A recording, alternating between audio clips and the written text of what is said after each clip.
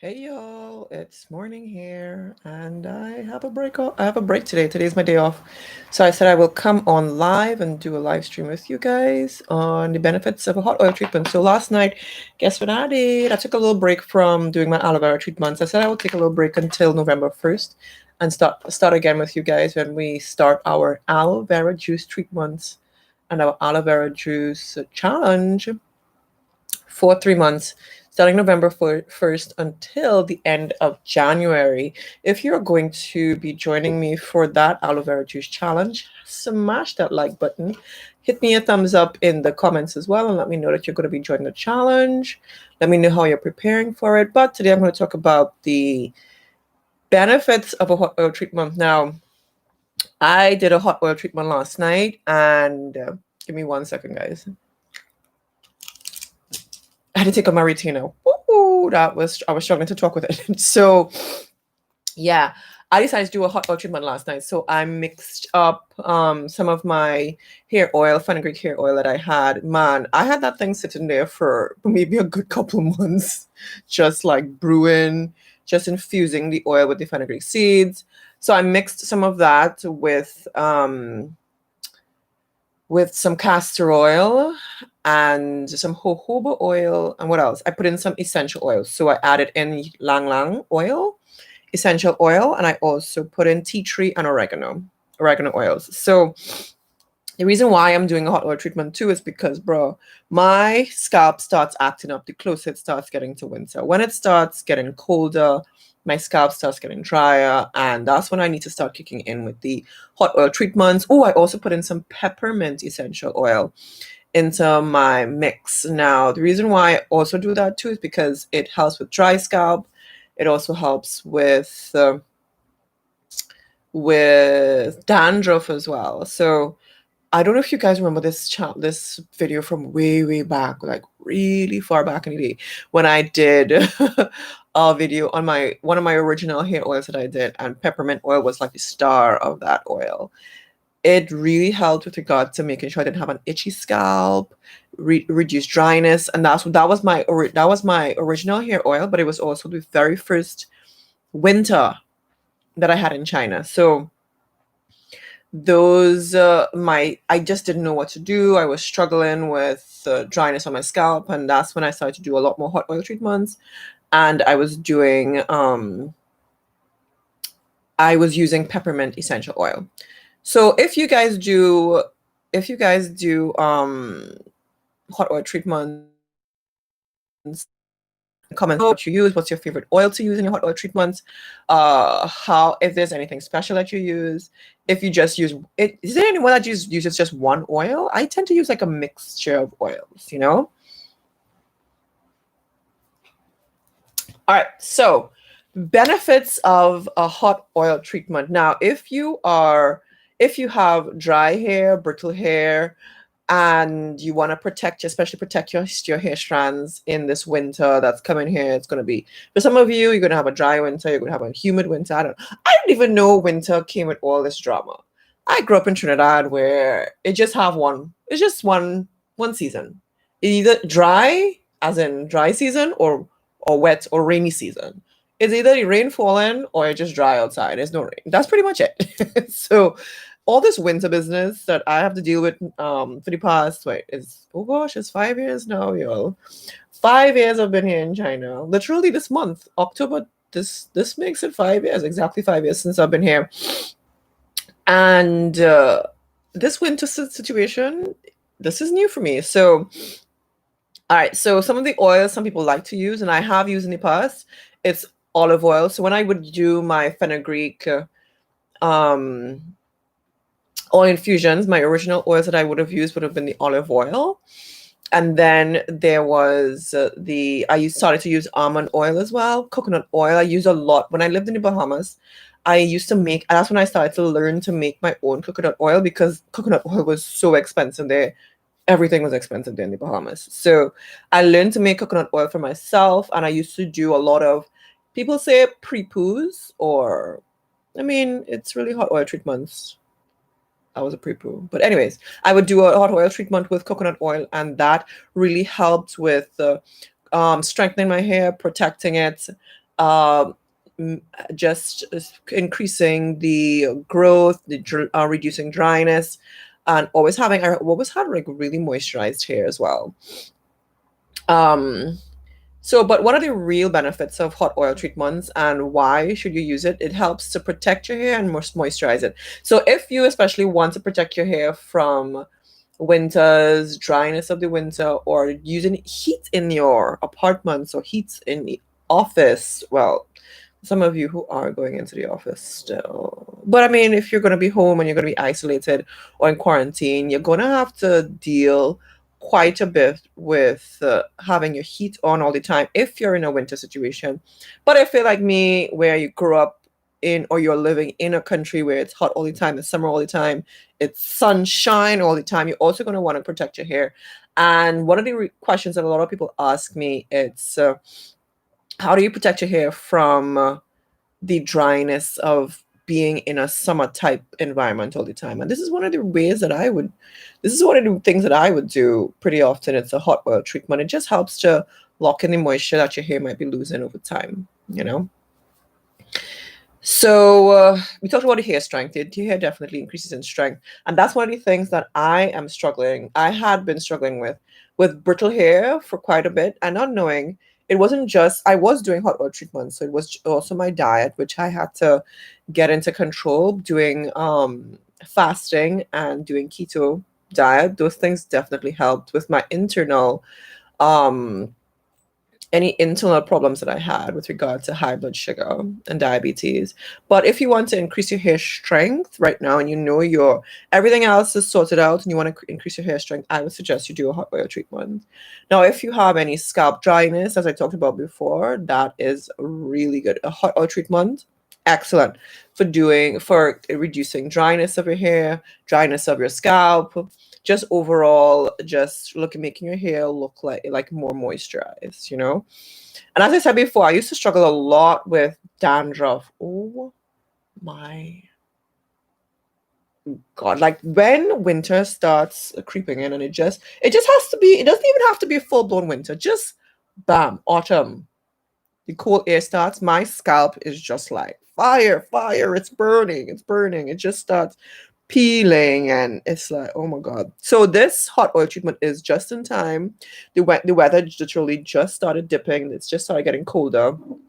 I think this week we got the lowest we got at night was like 9 degrees Celsius. You could convert that to Fahrenheit if you want, but we work in Celsius over here and in Trinidad. So and then June that's like 17 degrees, which is okay. It's not too bad yet, but I'm just bracing myself when it gets really cold. So I'm just hitting my scalp with these hot oil treatments right now, just to take in front before front take me, you know. All right, so if you have frizzy hair as well, frizzy hair, that is something that I was struggling. You know, when I was struggling quite a bit in Sri Lanka, and I doing hot oil treatments in Sri Lanka? I think I was more doing like banana hair masks, and because they have an abundance of banana over there, so I was doing a lot of banana hair masks over there. Maybe I should have done a lot more hot oil treatments as well to help with the frizziness that I was dealing with while I was there as well. I remember Sri Lanka is it's a hot climate. It's pretty much, it was like, I felt like I was back home, but there were Sri Lankans everywhere, you know? But then Sri Lankans and Trinidadians, they look pretty similar too. People were shocked by that as well. So, but if you have any questions about or any comments about how you do your hot oil treatments, please post in the comments. I'd love to see. All right, so fewer split ends. Now, this is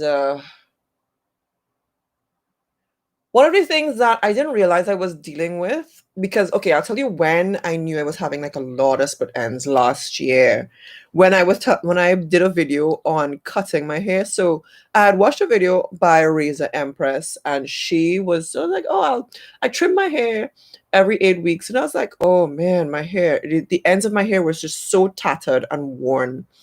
I was like, you know what? Maybe I need to trim my hair. a little bit more often and see how it works.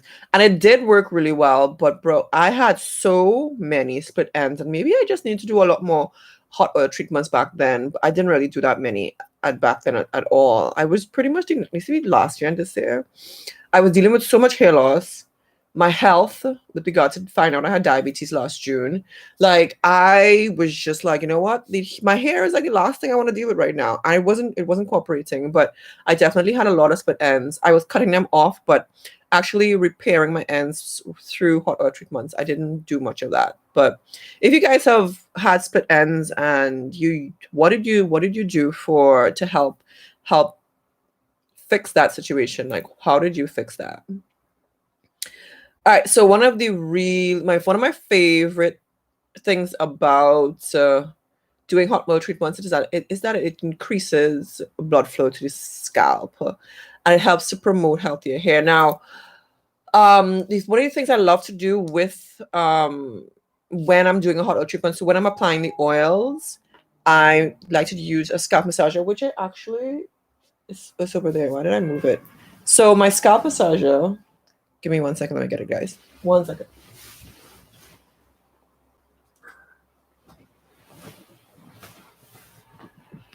Okay, so my scalp massager.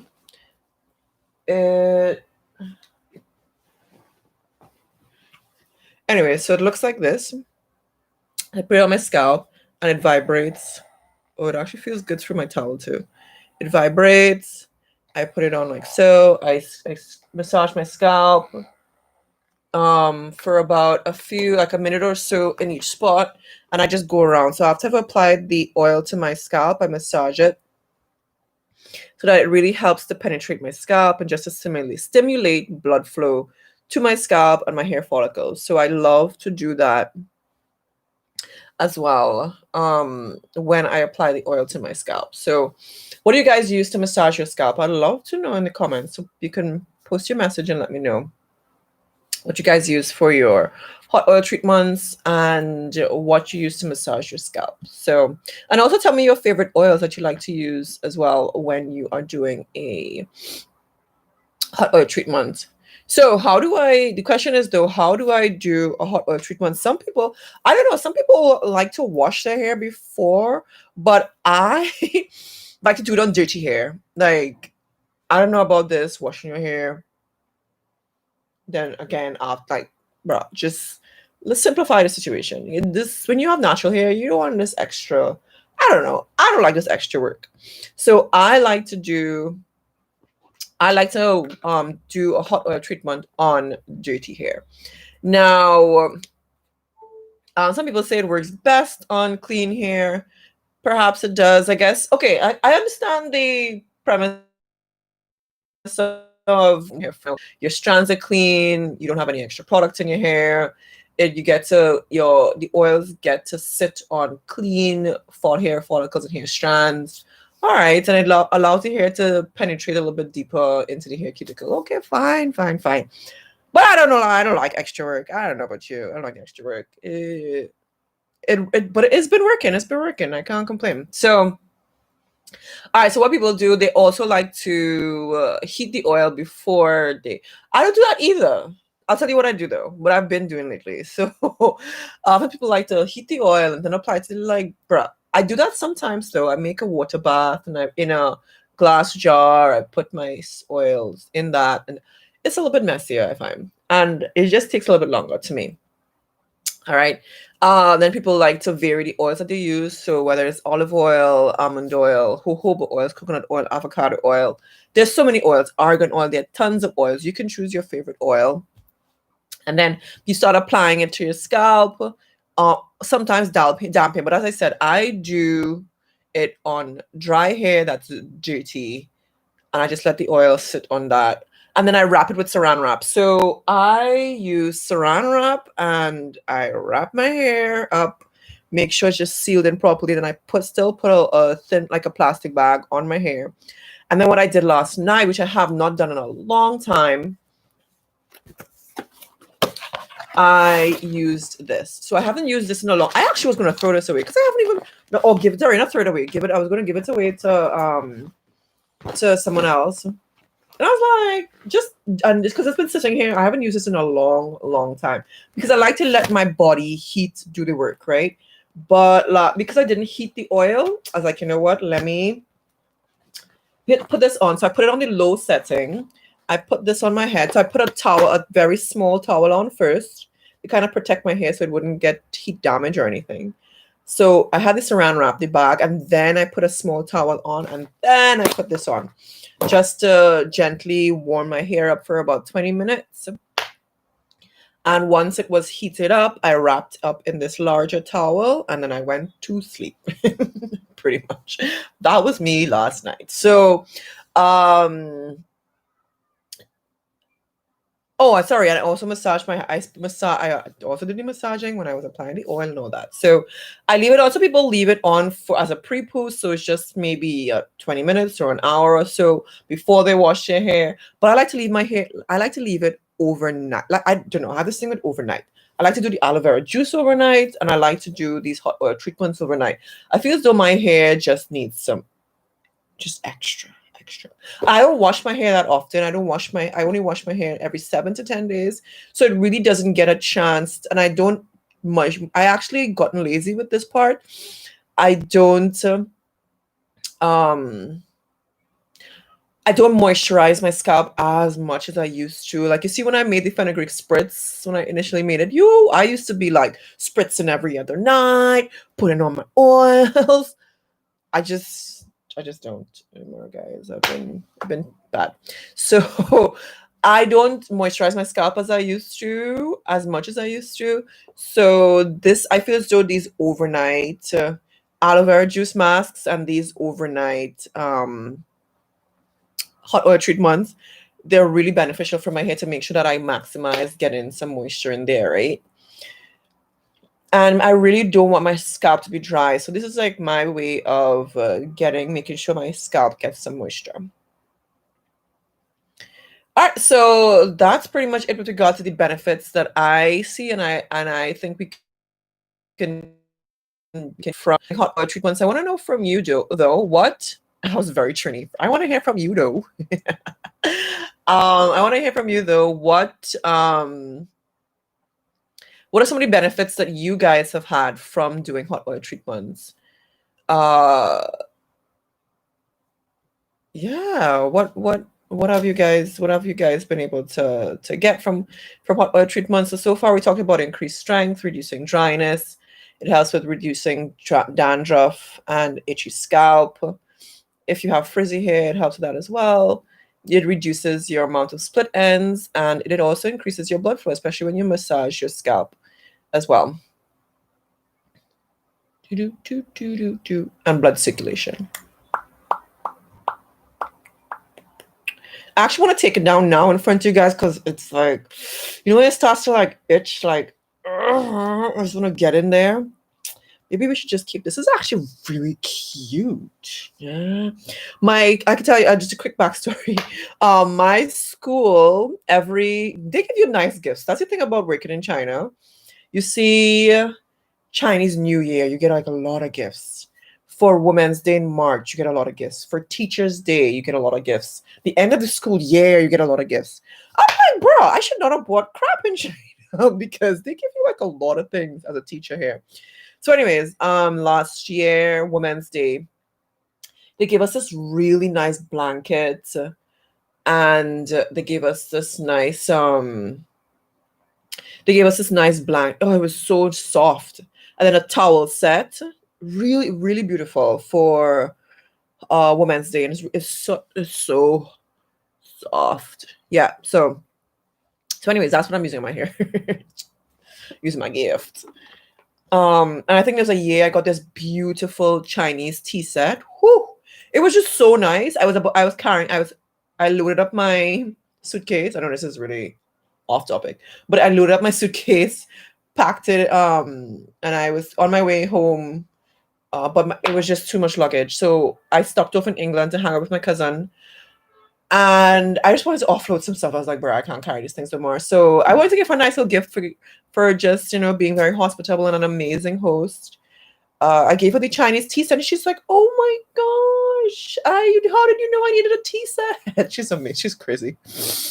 And yeah, she's putting it to good use, because I never actually even used it, and it was a beautiful tea set. Okay, that story had nothing to do with anything. All right, so let me see what you guys are saying. So Dependable TH says, sorry, I didn't say hi. So hi, Jacqueline, Dependable T, Dee Dee, how are you? JMLX, how you doing? Thanks for joining us.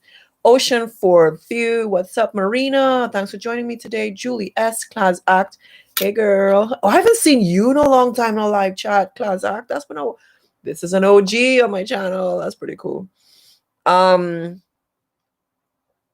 All right, so dependable TH says, as a pre-poo is best for you, so you put on a plastic cap as well. Yeah. So I used to do it as a pre-poo as well in the Bahamas. Not so much overnight in the Bahamas. I used to do maybe even for like an hour or so, and then the Bahamas was so hot. I didn't even have to add any extra heat. I could just go in the sun outside and chill for an hour and be like, okay, time to wash my hair. That's pretty much how I used to do it. Man, life was easier back then, man. With my hair, and my hair was thick. I had a lot of volume back then. I thought my hair was fine back then, but bro, when I look back, I'm like, whoa, girl.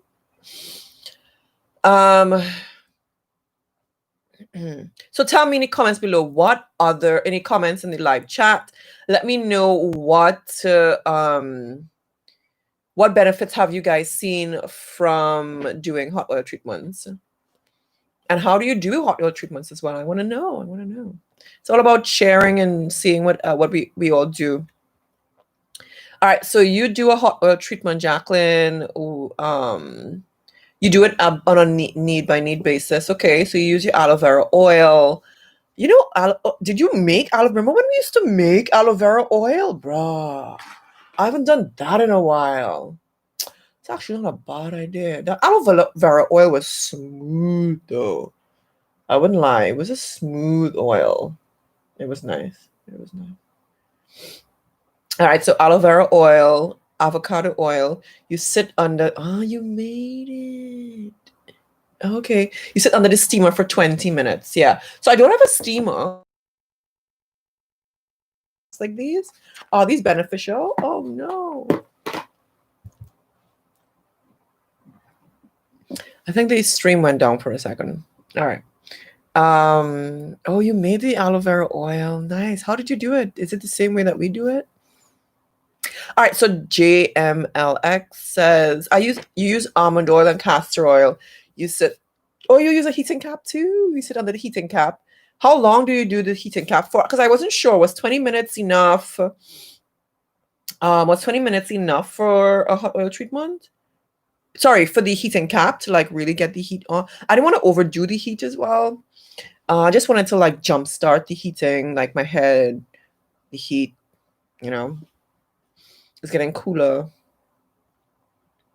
All right, you put saran wrap. Yeah, like me too. When you plastic wrap you put saran wrap and plastic cap on dry hair before washing. You do it before washing too. Does anyone? Okay, this is a really important question. Does anyone wash their hair before they do a hot oil treatment, or do you do it on dirty hair like me? Because I do it on dirty hair. I'm like, bro, we don't got time. We don't got time to wash. Although it doesn't take long to just condition quickly. And I know, I just making it seem like it's just so much extra work. But bro, I don't want extra work. That's the point. Hey, Ocean View. Good to see you too. Well, not see you, but chat with you. Use argan oil mask and put a plastic cap on for an hour. You just started washing before. You just started washing your hair before. Okay. So you just started washing your hair before and then doing the hot oil treatment. Yeah. And wait. Now, Marina Roberts is like, whoo, overnight girl. Okay, wait.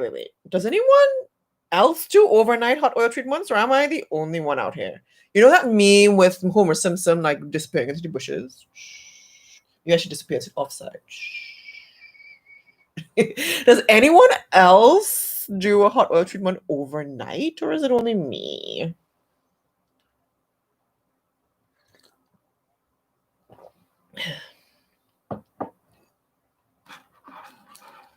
I used to do hot oil treatments way more often though. Like, okay, we'll get there in a second. But yeah, you do overnight sometimes. Yeah, you do sometimes. Okay, okay. Because I don't know, I start to feel like, okay, am I weird for doing an overnight hot oil treatment? I don't know. I don't feel like it's been a hot oil treatment unless I've done it overnight.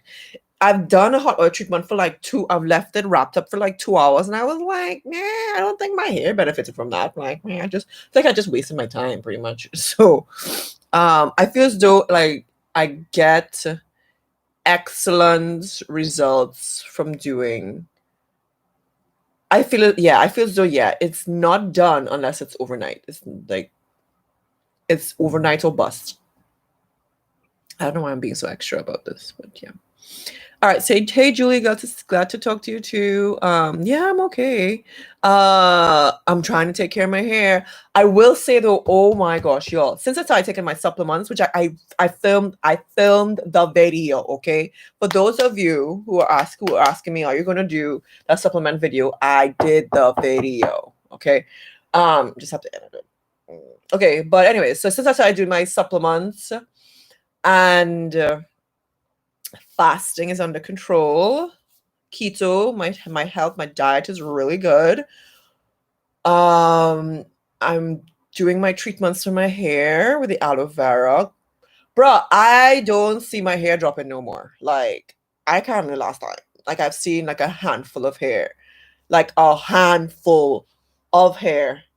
I haven't seen that in months. I am so tired. I was tired of seeing my hair, losing my hair. I was about to quit. I wasn't lie. I wouldn't lie. Somebody asked me, why you don't, I think it was Olivia. I think her name was Olivia. Octavia, I think so. She probably hoping I get her name wrong. She's like, why you don't film videos no more? Bruh, I've been losing hair. I'm about to quit YouTube. I can't be on YouTube with like one strand of hair twiggling in the wind. I was about to end this YouTube thing. I didn't even let y'all see my hair for a long time. I was like, bro, I've been that till even last year. But anyways, my point is like I was stressed out. I had anxiety about it. But it's getting under control now. Whew, I was stressed. Stressed. Anyways, I also think it's definitely linked to my high blood sugar. And I knew it would take a while to settle out. And any supplements I wasn't, and my hormone levels, it's like all those things. Oh, God, y'all have no idea. But anyways, the hot oil treatments are definitely a really good way to deal with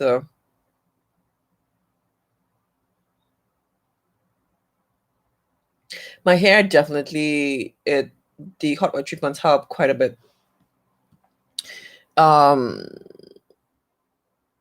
Okay, so for Julie, she says hot oil treatments, they vary sometimes on your hair. They need to wash or on hair after wash, so it can penetrate open pores. I know.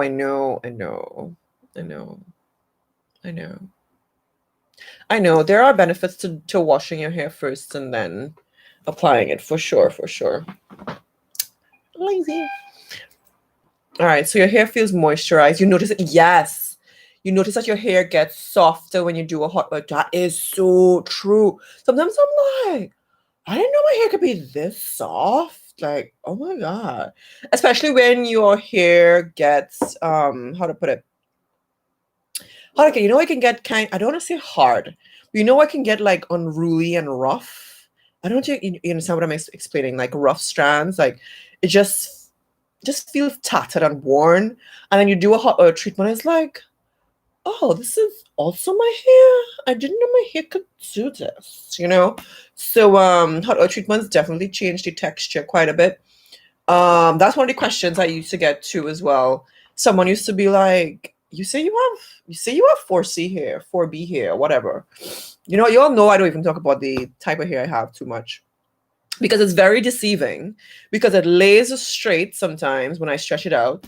But if I let that thing shrink up, it's like, like it's 4C vibes. So I don't really talk about, because people are confused about that, and I don't want to get no arguments. Y'all can do with that whatever you want. But It definitely changes the texture and what your hair looks like from dry and unmanageable to much more manageable and just easier to manipulate as well, and a lot softer too.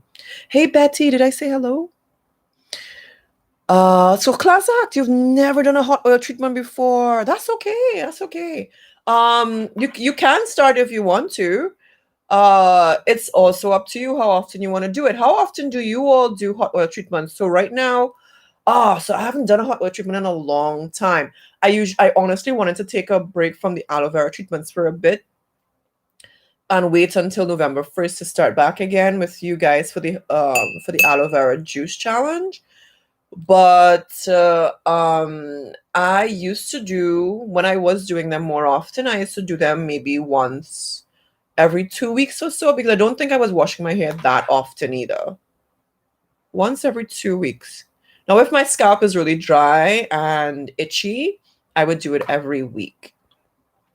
It's also overnight. But it's up to you as well. Maybe you can do it once every 7 to 10 days and see how your hair is managing from it. So GLX, you do it under a heating cap for 20 minutes. That's not bad. Dirty hair too. Okay, okay. I don't feel too bad about doing it on dirty hair. Okay, okay. Okay, so you wash your hair now and it seems better for your hair. I don't know. Maybe I should try a hot oil treatment with unwashed hair. I don't think I've actually ever done a hot oil treatment on clean hair. Maybe I will see a huge difference too. So on damp, clean hair, maybe I will see an even bigger difference with my hair. Something to consider.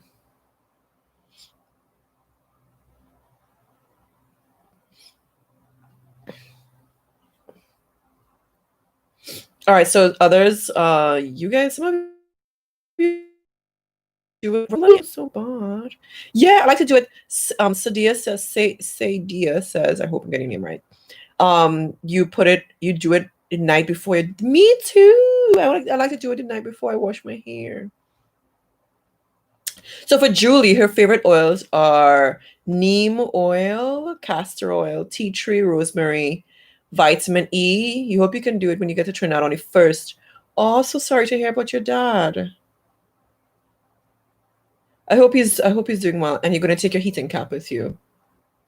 So you're going to Trinidad. Oh wow. Wait, Trinidad is letting people in now? What? So I can go home? Not going home. Oh, do you guys want to know what I'm drinking today? I'm drinking rosemary tea. I made some last night because I had my weekly check-in for I'm doing a teaching certificate. So I'm trying to get my teaching license because I didn't plan to come out here. I didn't plan to come out in these streets to be a teacher. But I'm like, you know what? These kids need to get a better version of me as a teacher. So that's why I'm doing my teaching certificate. But anyways, it's an online course, and every Saturday at 9 p.m. I know that's a stupid time because I like to party on the weekends when I have a break. So it's kind of dumb that I chose that time. But anywho's, I had to meet up last night online, and this is what I was drinking last night, and I still had some left over, so I warmed it up. Yeah, and this is what I'm drinking again this morning. I'm fasting for 2 days. I'm doing a 48-hour fast. Last month I did a 72-hour fast. So what I'm gonna do, every other month I will do a 3-day fast, and in between I do a 2-day fast. So yeah, so right now I didn't really plan to do, usually when I plan to do a fast, I eat more olives and I eat more avocado and I have more ghee, so to kind of like boost my fat intake. But no, last night I was just like, okay, I'll just start a 48-hour fast now, I guess. So it'll end tomorrow night. It's not 2 days is not too bad. 3 days is a little bit rougher, but you make it. And the 3-day fast next month is actually just in time for my Sadia. Sadia. Nice. So I had it right the first time. I felt as though I should have said this I in there, Sadia. Oh, nice. It's a beautiful name. Where's it from?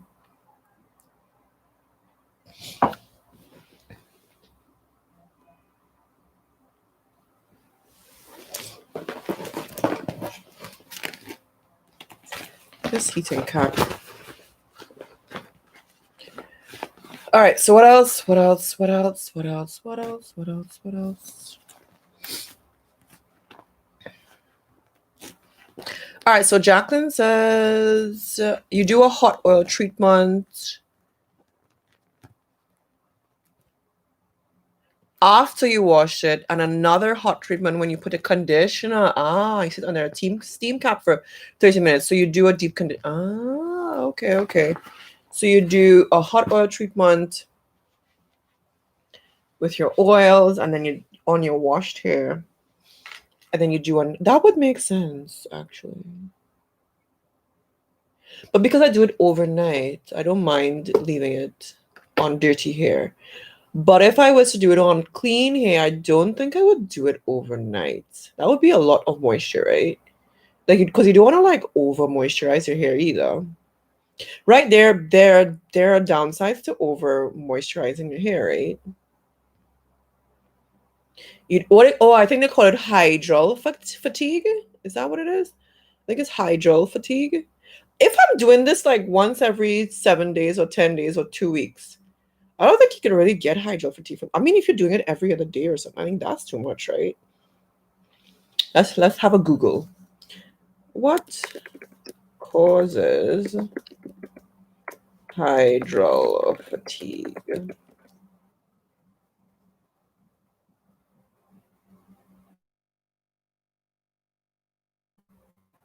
Oh, oh, oh, oh. It's high growth fatigue. Oh my gosh, where did I get hydral from? Ooh. It's Hygral. Oh my God. All right, so where did I get hydral from? Hydral. All right, so high-growth fatigue is when it could be caused by over conditioning, constant overnight conditioning. What do they mean by what's constant? Every week, every other night, or letting your deep conditioner sit too long on your hair, constantly wetting your hair without letting it dry completely, or not putting enough protein in your hair. So all those things are caused by high growth fatigue. So having too much moisture in your hair. With how winter is about to hit, I don't think you can have too much moisture. People out here conditioning every other day. That's how you get high growth fatigue. Eh? So it occurs when your hair. So high growth. We're talking about. Sorry, I know. This is just was a side question.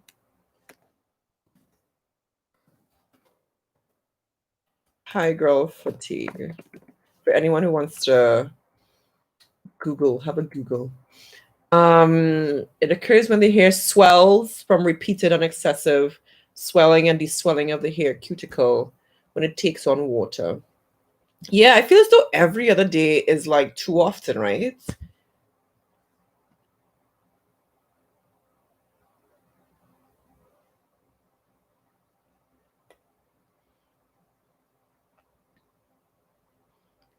All right, so I feel once a week is not so bad. So high growth fatigue, it happens when you leave conditioner in your hair overnight or sitting too long with a conditioning treatment. Now, I don't do anything overnight with conditioner or anything.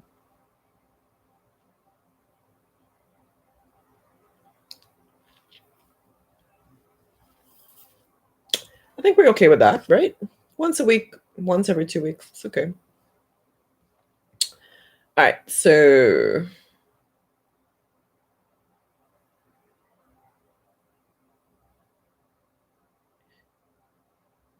okay, so Julie says I have the hot oil treatment in my hair overnight. Your hair is too weak and it breaks off too much. All right, you tried it, love it, but use it for a few hours and you're done. I see results. Thanks so much for your skills and time. You know what though? That's no problem. I don't mind sharing, but I like sharing because every time I share, I get so much more back from you guys. You guys give me great insight. You the different techniques that you all use. What works for you guys doesn't work for me, and what works for me doesn't work for you guys. So, did I just? I don't know if I said the same thing twice there. Brain overload.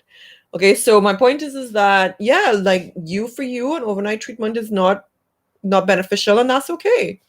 Doesn't you don't have to do it overnight. It's up to you, you know. So sometimes just doing it for a few hours is just as beneficial. As I said in the Bahamas, I never really did an overnight treatment. It was always just a pre-poo. And I didn't even do pre-poos for a long time. Because when I first came on YouTube, I was like, what is all these fancy terms everybody's using? I'm like, I just like do my hair. And I started to see these terms popping up all over YouTube. I almost said perms. These terms popping up, and people would be saying pre-poo. Do you do a pre-poo? What's a pre-poo? And I was like, I just leave coconut oil in my hair for like an hour or so. I detangle. So what I used to do, I used to detangle with coconut oil and just let it sit in my hair under a plastic bag for like an hour or so. I just sit in the sun. I used to go outside, get my suntan on, because I used to rub coconut oil on my skin and to get some vitamin D, and just sit down in the sun and wrap my hair up and let my hair heat under there, and then I used to go wash my hair. So I never really used to do it overnight. So I think it really depends on the climate that you're dealing with. It depends on how your hair works, like what's best for your hair. So it's really up to you, you know. You love hot oils. It feels soft, not crispy. You want to try out oils. You want to do you change your oils. I do not oil. What? Change sharing your videos and mixture. Okay, here's what you wrote there, girl. All right, so thank you. Oh yeah, COVID-19 is rising in Trinidad, yeah. Man, I don't know what's going on. I don't even know what's going on. I'm not even with it right now.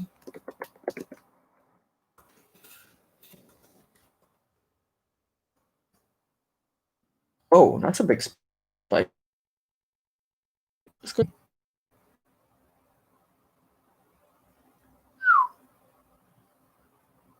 It looks like it kind of went down recently. There was a huge spike in September. 104 people died from it. Oh my god. I have not been with it in Trinidad.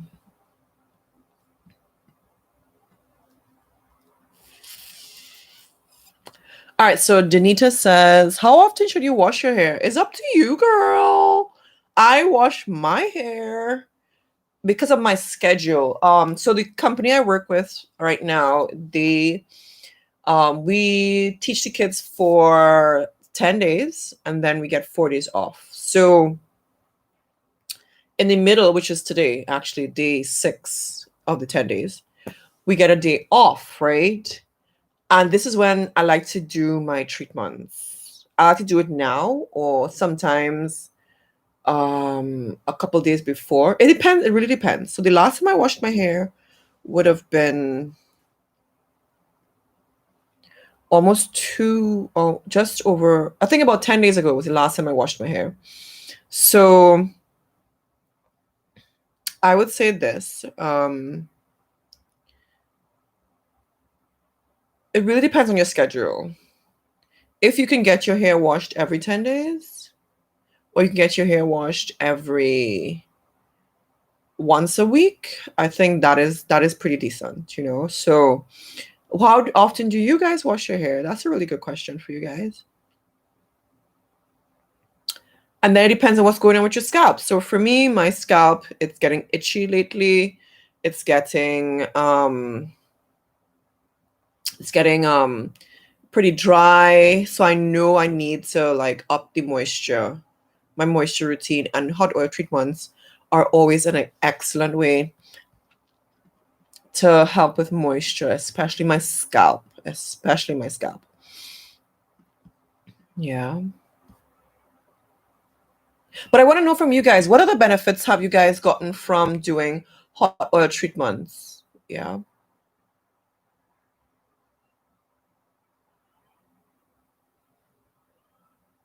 I guess I'm doing a pre-poo, but an overnight pre-poo because I do it before I wash my hair. But it seems like a lot of you do a hot oil treatment after you've washed your hair, which is more beneficial because your hair is clean. It can uptake the nutrients from the oils. When you massage it, you can circulate the oil, the any stimulation that you do from the massaging, it gets into your scalp and your bloodstream and your hair cuticle. I should probably consider washing my hair. All right.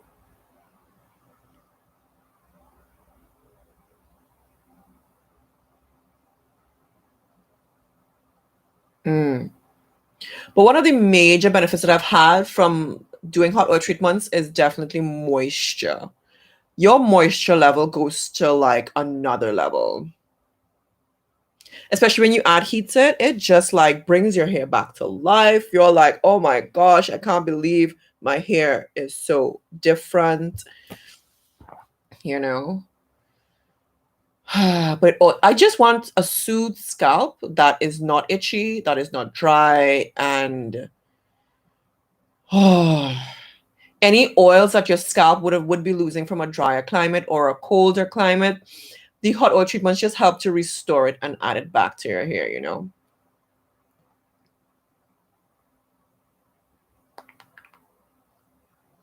Now, if you're also going through,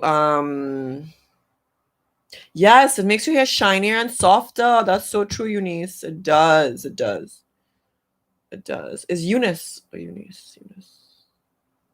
I'm so sorry, guys. So sorry. I don't like when people get my name wrong. So, which apparently I've been saying my name wrong for years. Apparently, it's Ife. Thanks, parents. Thanks, parents.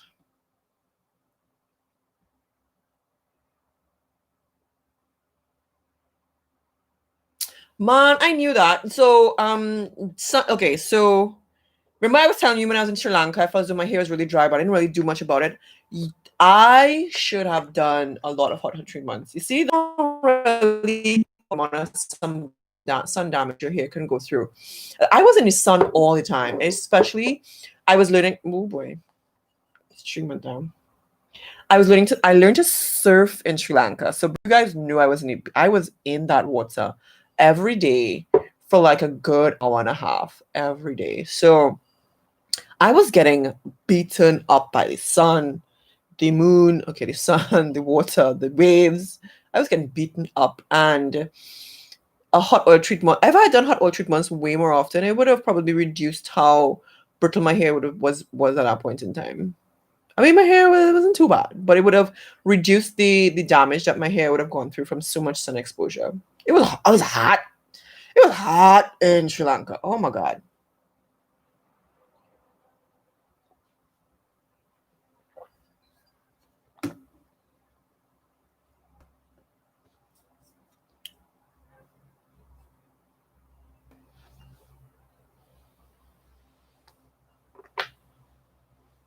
Hey, you're making an oil right now, girl. All right, so let me see what you guys are saying.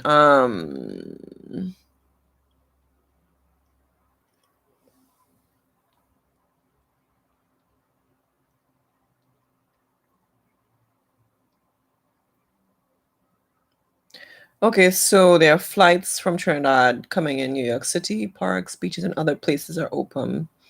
The Prime Minister gave a speech today and more to come this week. He doesn't want to surge. Yeah, boy.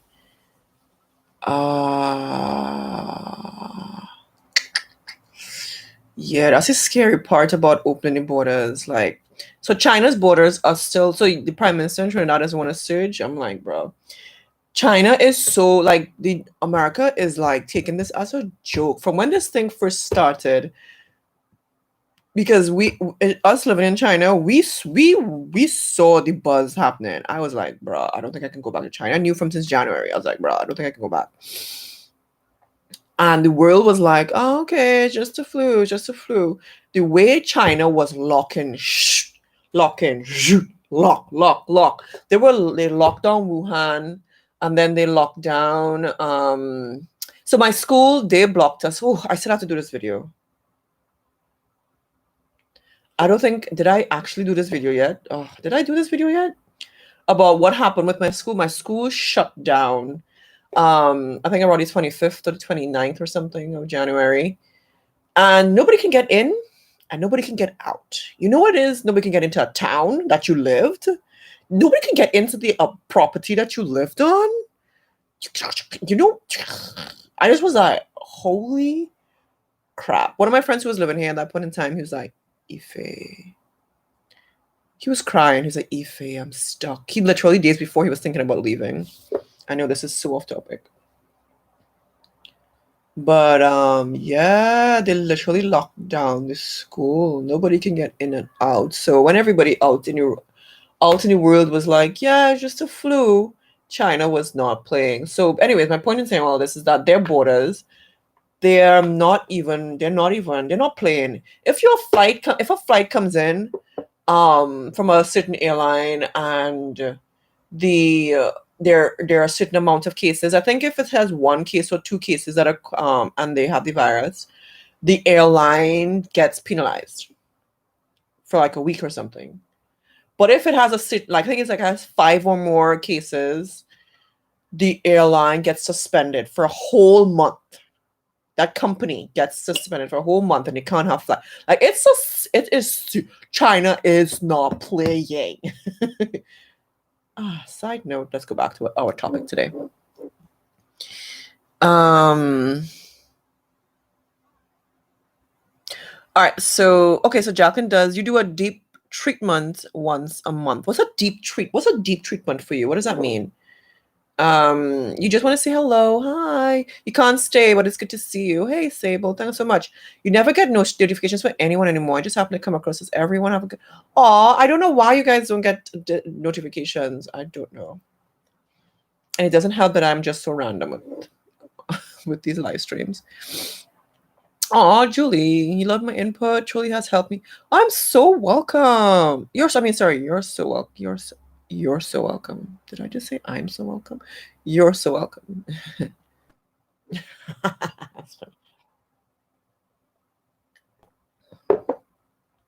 So you out here with your helping your lazy friend? That's what friends are for, man. Which one? I want to know what mixture it was that you made for your friend. Consistency is key. It really doesn't even matter what you use, to be honest. If you're doing it often and it works for your hair, that is what. And you will only see if it works for your hair if you do it often, right? Yeah, but people don't want to be consistent. They want to hop from this to that to this to that. Man, I had those issues once in a while at one point in time. So I understand. So Jacqueline, you wash your hair every 10 days. Yeah, I feel as though sometimes 7 days seems too soon and 10 days seems like a good medium. And then 2 weeks seems like too far away. Like 10 days seems to be like a happy medium for me. You wash your hair weekly. Good. And it also depends on your schedule as well. You think you'll do a hot oil treatment every few hours. That's good. Shucks. Yes, it makes your hair shiny and softer. What's that emoji? Jerry. What's up? Oh, you're making an oil right now. What oil are you making? Tell us. You made the fenugreek spritz in your it's in your refrigerator. That's good. I made some a couple weeks ago, but you know what? I try to sprout the seeds. For some reason, the seeds that I use now, they don't sprout very easily. I don't know why. They spoil before they sprout, or they have like this thick gel-like layer over it before I sprout it.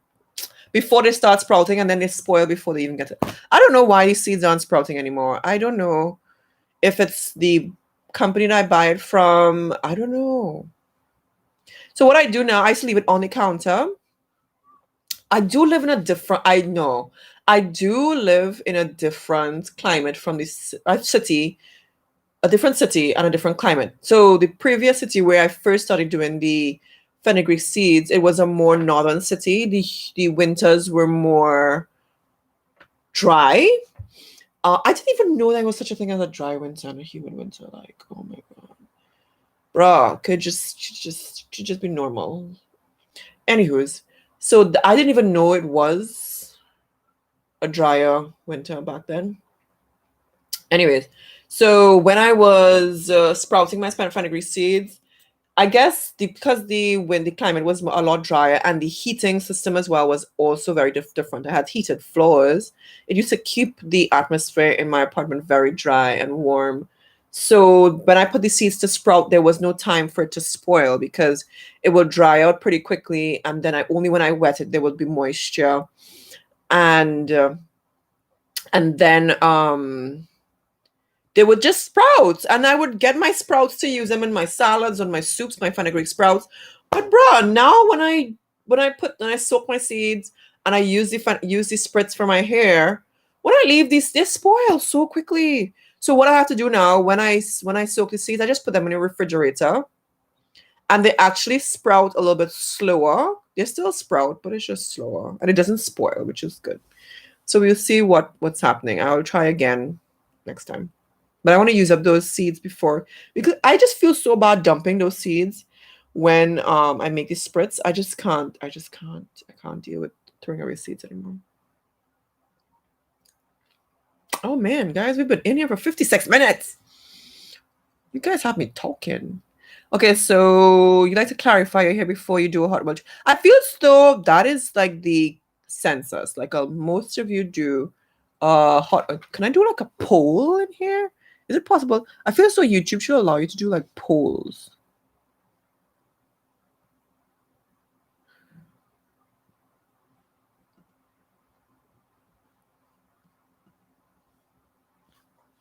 All right, so let's see. In a live chat, right? That would be cool, right? If you can do a poll in a live chat, that would increase the engagement, right? You can see what people are thinking. All right, but I really want to know like who washes their hair first, or clarify your hair first and then do a hot oil treatment. Seems as though like it's popular to do that, right? More beneficial too. So you use aloe oil, rosemary, and sage.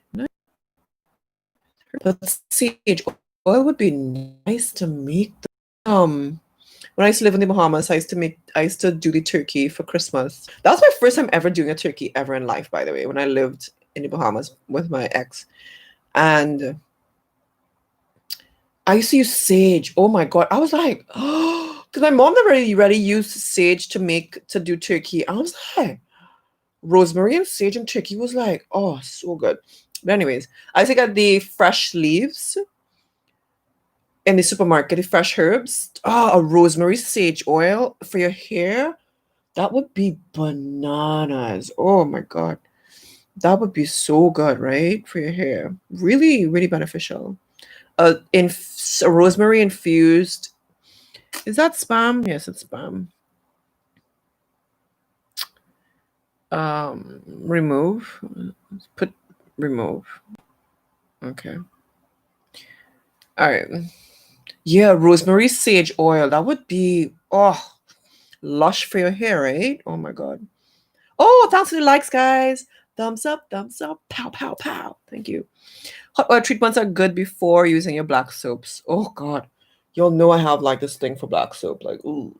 It was my fault. I don't think the brand was a good brand. Somebody pointed that out. It's like, girl, that doo-doo, oh son, that's doo-doo. Literally, don't use that for your black soap. Okay, so your deep conditioning is different oils with conditioner. Thank you, Charlotte. Thank you so much. Thank you.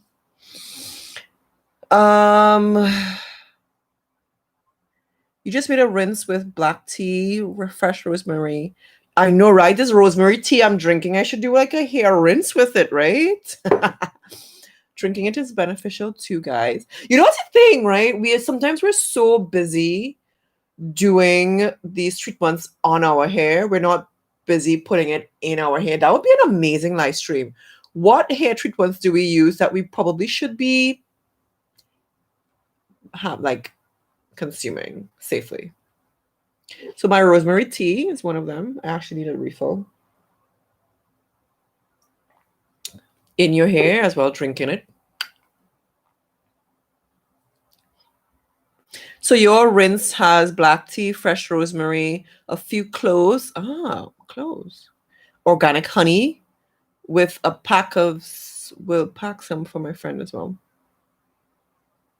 Your lazy friend. We love what you say. We love what you say. Believe me, it helps. What other oils have you used? Please let us know. What oils have you used? What other oils have I used? I made like an amla oil. That one was a really yo guys. There's some things that we discovered in that Ayurveda, that 1 year of Ayurveda challenge. That amla oil, that I see that amla oil, the aloe vera oil. Of course, the fenugreek oil, which I actually have one brewing outside right now in the sun. We have a few more Sundays happening, sunny days happening right now. Um, so I have that brewing right now in the sun. I have like a clay pot. That was another gift that I got from my school. It was actually a gift we played Christmas time. Oh, we get gifts for Christmas too, of course. Anyways, so a clay pot that I never used for actually cooking. I think it was meant to make soup. But the other day as in a few months ago, when Trinidadians say, or Caribbean people say, or Black people say the other day, it's like, yeah, months ago or years ago. Like 3 or 4 months ago, I was like, why don't I use this clay pot? It keeps the oils dark. It like because it's clay. There's no light coming in. It keeps it nice and warm, you know. And it reminds me so much of those clay pots I used to use when I was playing like teapots at parties by myself, mud pies in the backyard. So, anyways, I throw my oils in there. I threw some lavender leaves in there, rosemary. I threw some scoops of some Ayurveda oils like amla, hibiscus, spring raj, brahm. I threw it all in there. Some fenugreek seeds, of course, and I just have that there, just brewing away for a couple of weeks, and then I would use it. So I have some oil left from my last one. But yeah, it's just time to. So that's the oil that I have brewing right now.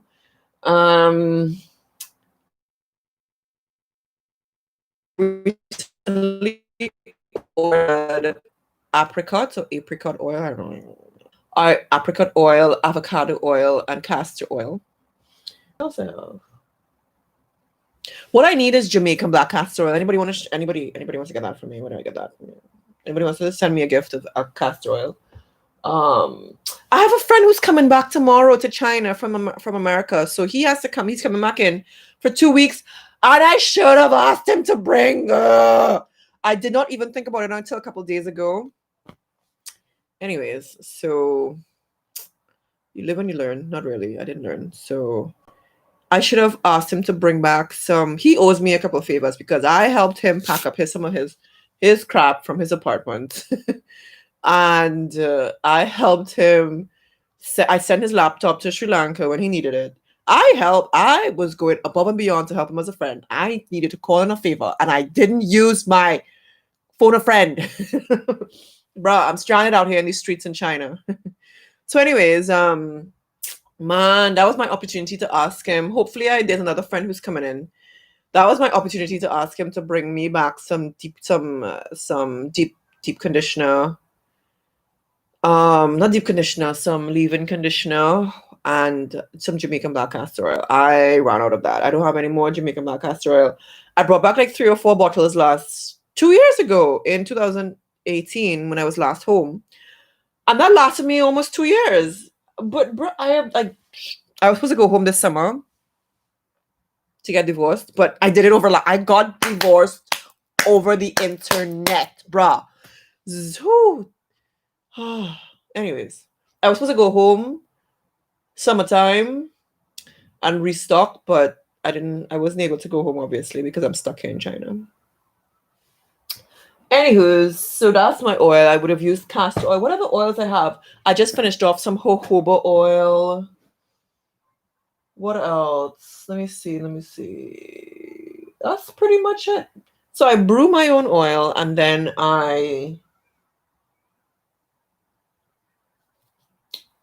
yeah, that's pretty much it. I brew my own oil, and then I have my other oils there. that I add to my mixture. Um,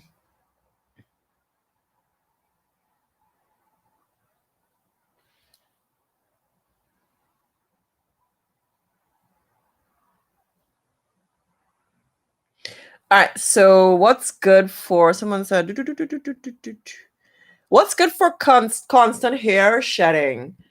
Now, this is a really good question, everyone. What do you think? What do you think is a good? How can we help Tisha Smith? That's a really good question. I have a few thoughts, but I want to hear what you guys say. Because I'm always like telling you this, telling you that. I want to hear what you guys think.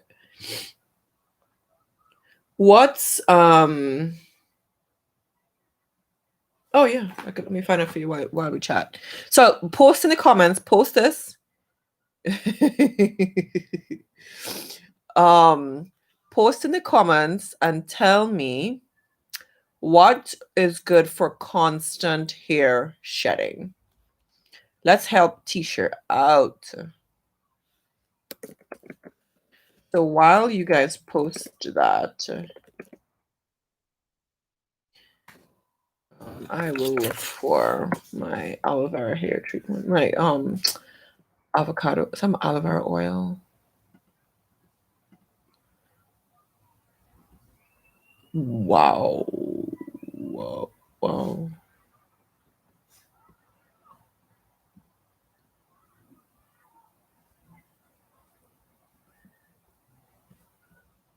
I can't even find my own picture video. What the hell? Where is my aloe vera oil video? Since when? Since when? Since when?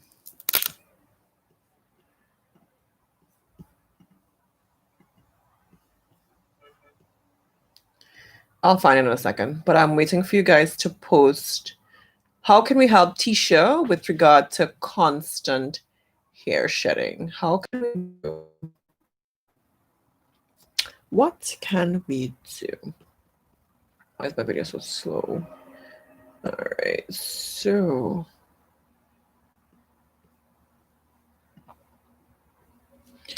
aloe vera, aloe oil.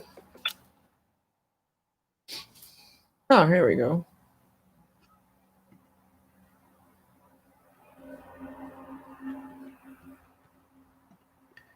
Here you go. So this is the aloe vera oil video. Why can't I type in my own chat? Oh, aloe vera oil. I never.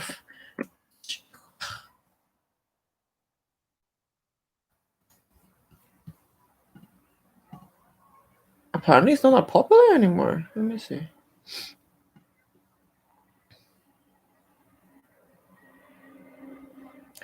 Wow.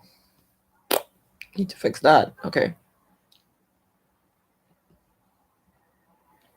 All right, so aloe vera oil. That's the video for it.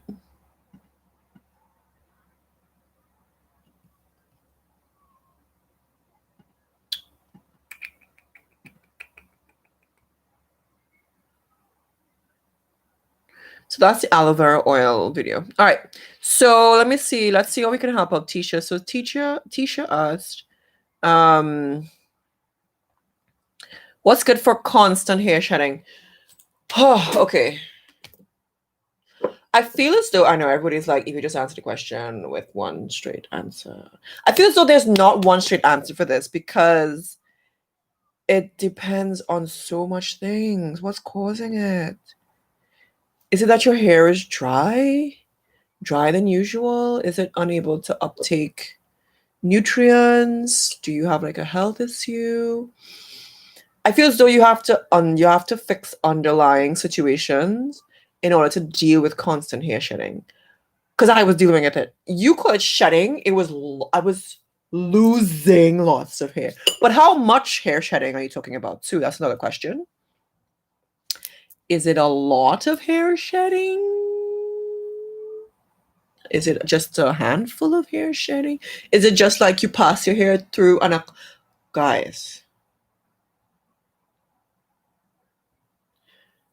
I feel that is on another level of hair loss. That's not hair shedding anymore. It's loss because when it's a clump, I'm not even exaggerating like this.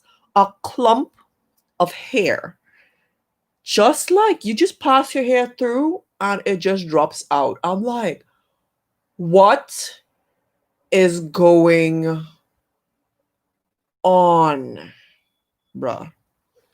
So, yeah,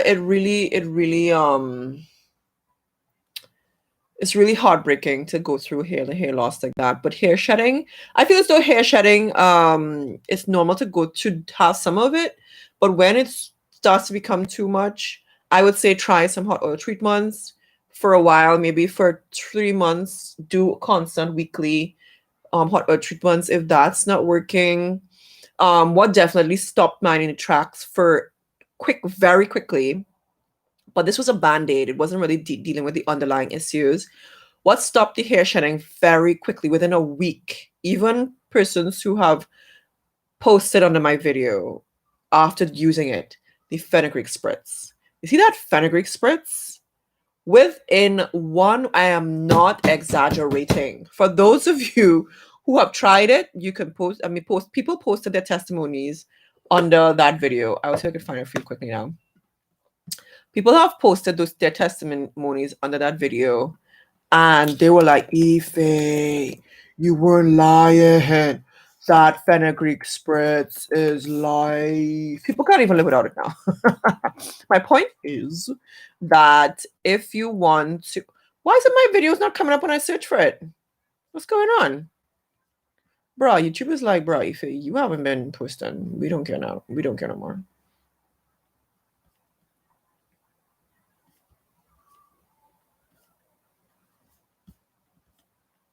Oh, here it is.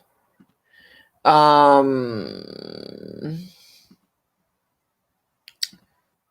Oh, copy link address. So here's the fenugreek.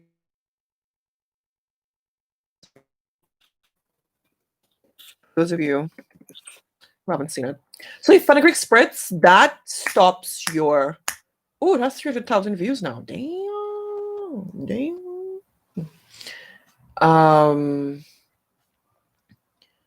That spritz stops shedding in its tracks. But as I said, it's a band-aid. That fenugreek spritz, honestly, it's a band-aid because I must have had diabetes at that point, and I was just so frustrated with how much hair I was losing. I just couldn't deal with it anymore. But I would say figure out if you have high insulin levels or high blood sugar levels. Your hair might be, if it's too much hair loss, your hair might be telling you something. It might be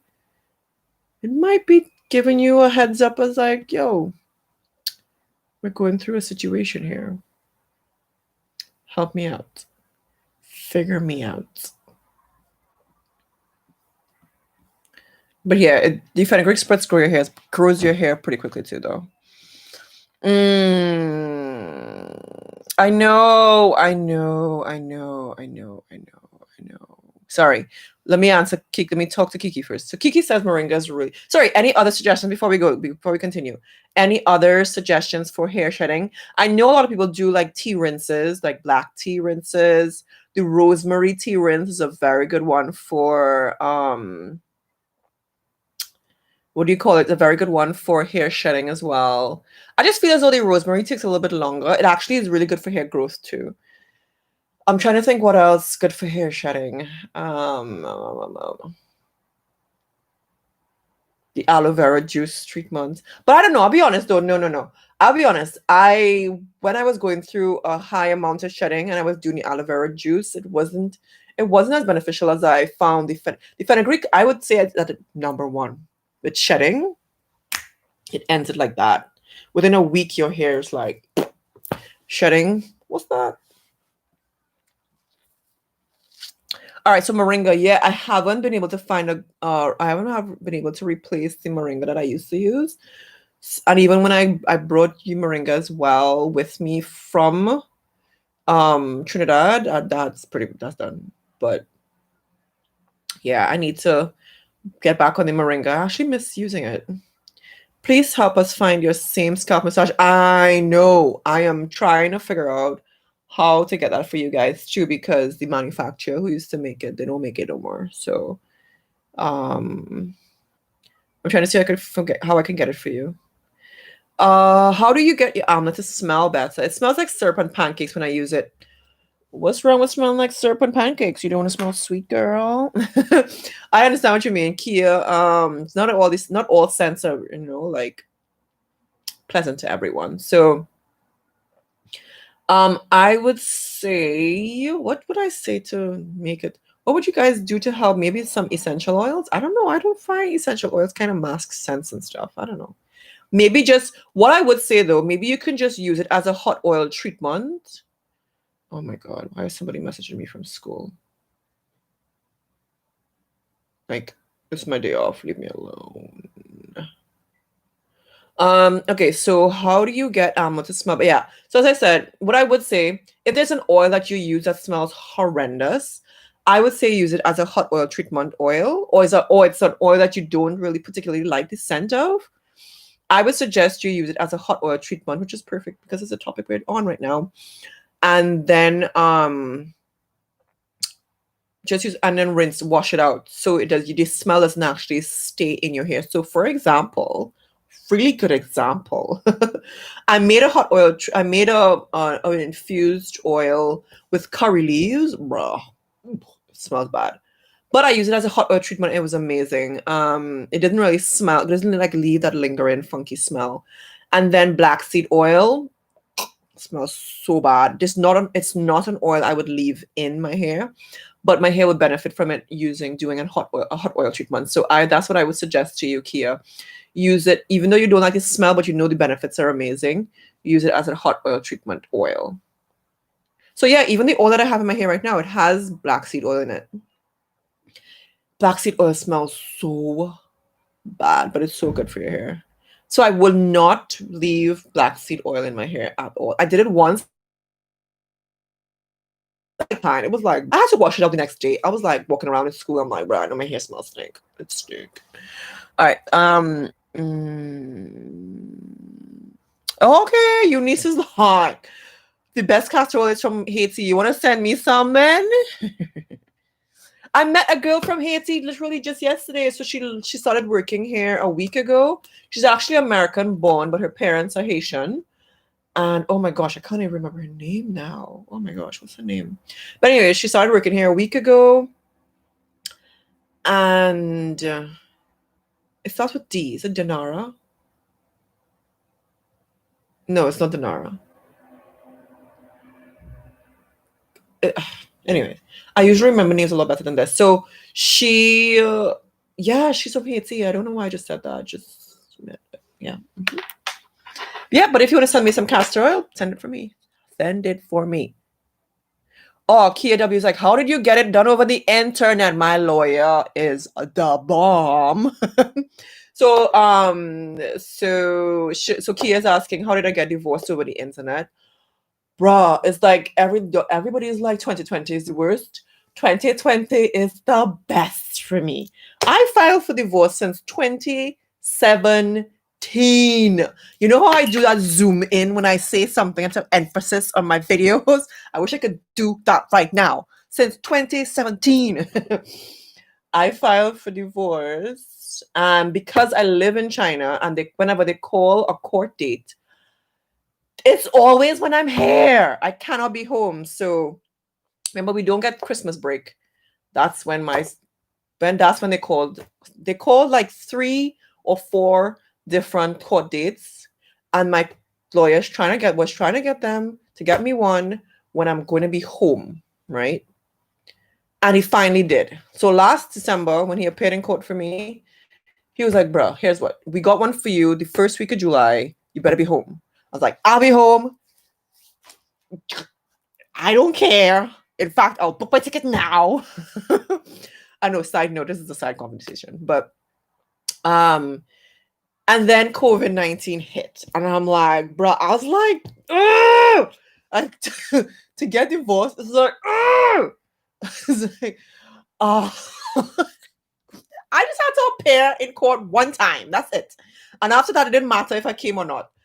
And so I never had my first court appearance. So January hit, China gets locked down. I am in Sri Lanka. I'm like, bro, I'm still thinking about going home. Because that's why I stayed in Sri Lanka. I was like, I will hop and skip my way back to Trinidad to make it back for my court appearance in July, not knowing the world would start shutting down. Asia would start shutting down. China was about to shut down. And I hopped and skipped my way back to China. But anyways, I kept in touch with my lawyer and I was like, yo, could we get a Zoom divorce court, bruh? He was like, yo, as a matter of fact, they are doing divorces over the internet. I am like, sign me up. So they kept my court date and yeah, I appeared. Even that was a nightmare because the link, because they weren't using Zoom, they were using Microsoft Teams. The link kept going to spam. And I was there waiting in the room thinking, I'm like, okay, where's everybody at?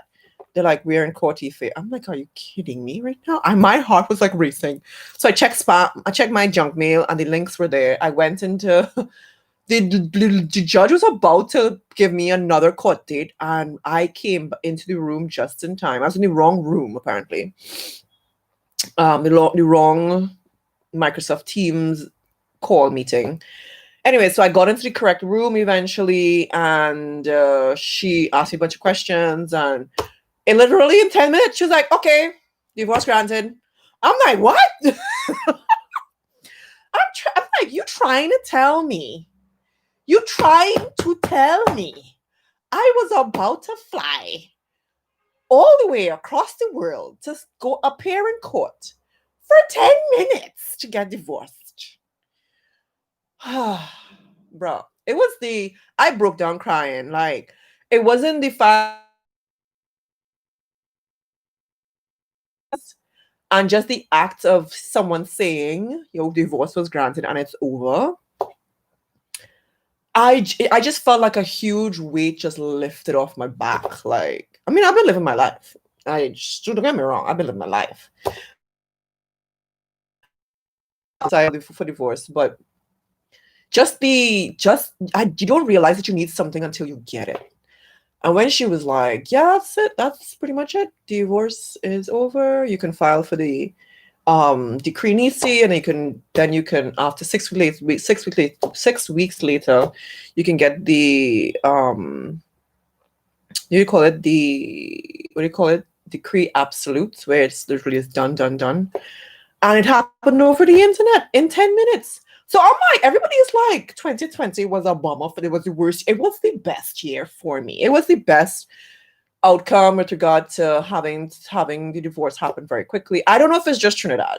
No, that's your question. If it was just Trinidad, I don't know.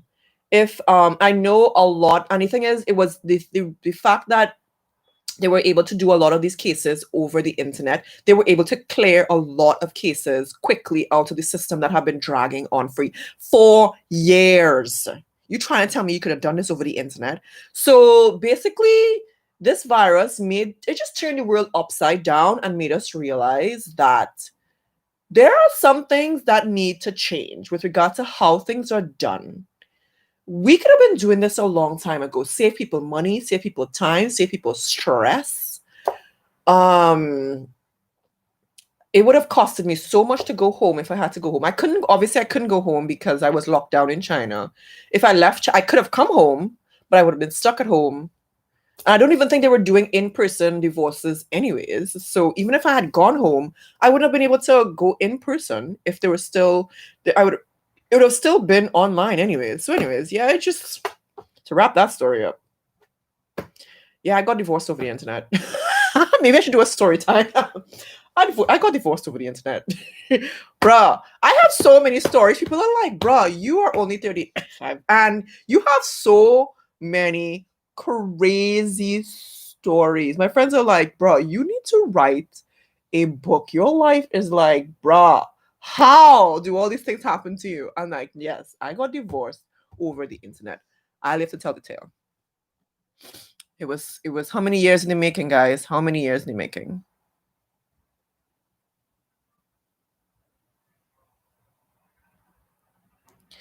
All right, so that was a bit of a story time. How we get here? Oh, there are 96 people in here. What y'all doing in here? Say hello. Say what's up. We were talking about benefits of a hot oil treatment, but we got other stories. Yes, exactly. Um, yeah, I know you need a scalp massage. I'm so sorry.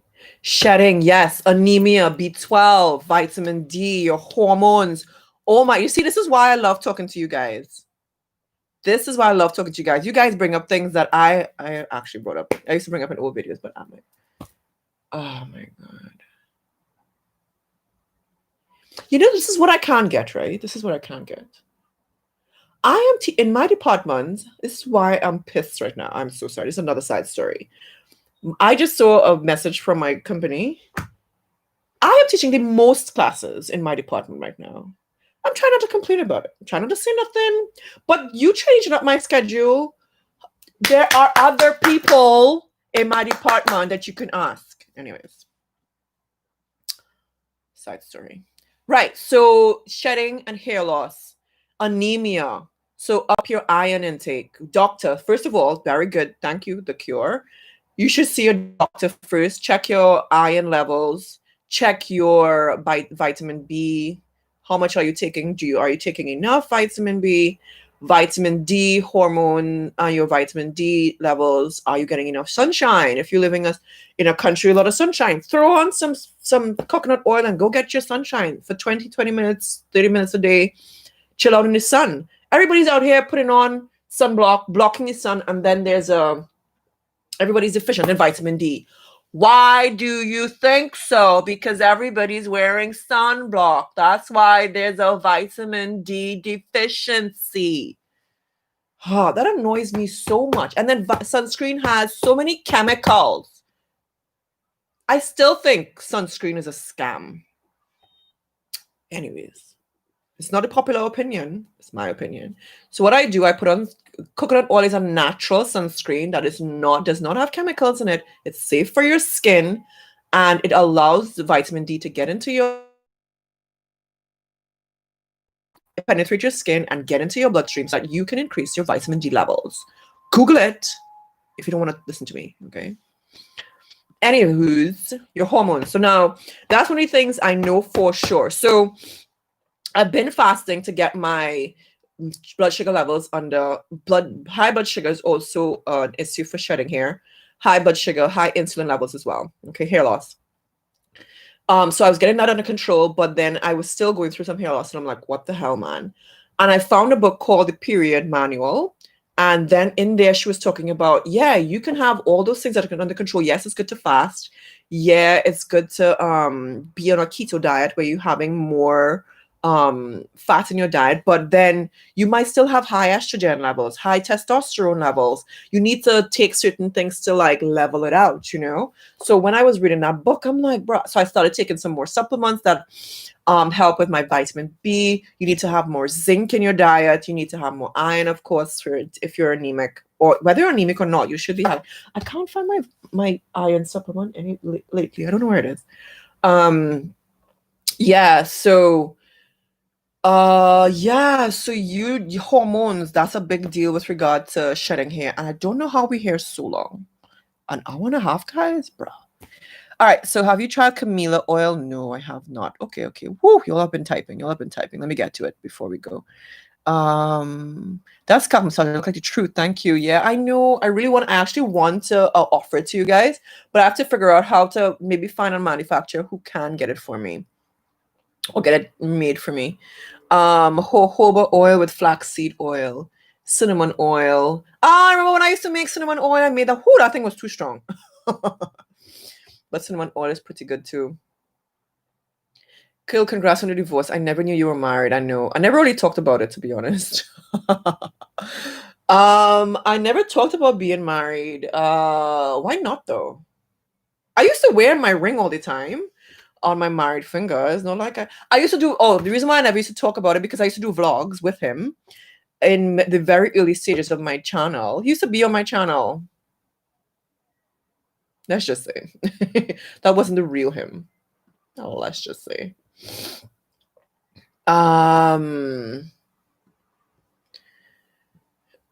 Yeah, so I took those videos down. I've already talked about being married because I'm like meh. And yep, now I'm divorced. So there's a country song by Tammy Wynette called My DIVORCE became final today. Now I understand why people have divorce parties. Now I understand. And I still didn't even go through half of what some people go through. Some people have kids to deal with. They have to divide assets and stuff. Man, I just had to get out. That's it. I just had to end it. In fact, he didn't want to end it. He was the one who, oh gosh, maybe this is too, I'm telling you too much. I'm telling you too much. Hey, Charles, welcome to the live. Hey, there are guys up in here hitting up this live stream. I'm loving this. Thank you for joining. From Brazil. Pow, pow, pow. Bow, meow. Camellia oil. I have never heard of it. Let's do the Googles. Let's do the Googles. What is camellia oil?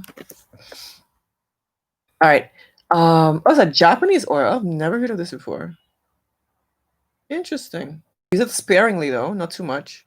It nourishes and hydrates your hair. Oh. Good to know.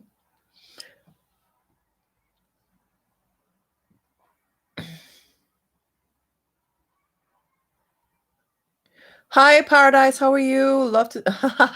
Oh, good to hear from you. How's China? China's cool. Life is pretty much well. It's not normal. It's a new normal, as everybody say. You wear masks on a train. You wear masks on the subways. There's some government buildings you have to wear a mask. Other than that, people walk around without a mask. I'm like, apparently the virus only exists on a train and a metro. But yeah, in restaurants you can dine like normal, like before.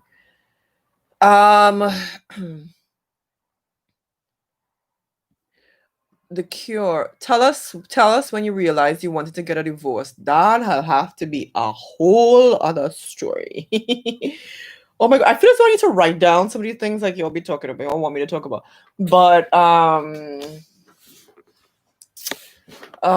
there is no one moment. That's the thing about divorce. It's not it's a series of events, especially when you did decide to be with that person for a long time.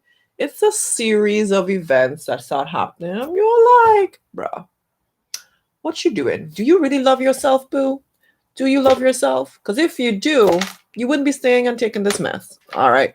So that's all I would say about that. I wonder if I can go to court and fix my license online, but I don't want the cop who pulled me over to show up because he can do so digitally. My ex didn't even show up, and it didn't even matter. That was the beauty of it. The person mightn't even show up. Liquid vitamin B for your scalp. What about the liquid vitamin B for your body?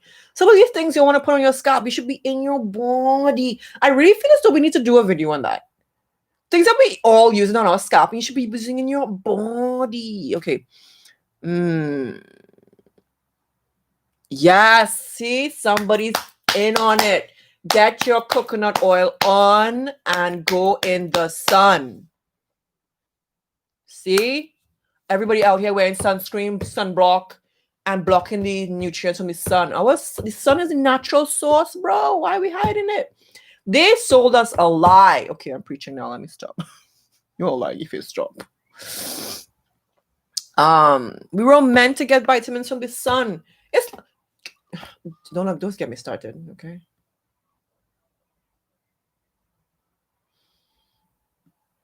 All right. Make sure you research the quality of vitamins you get.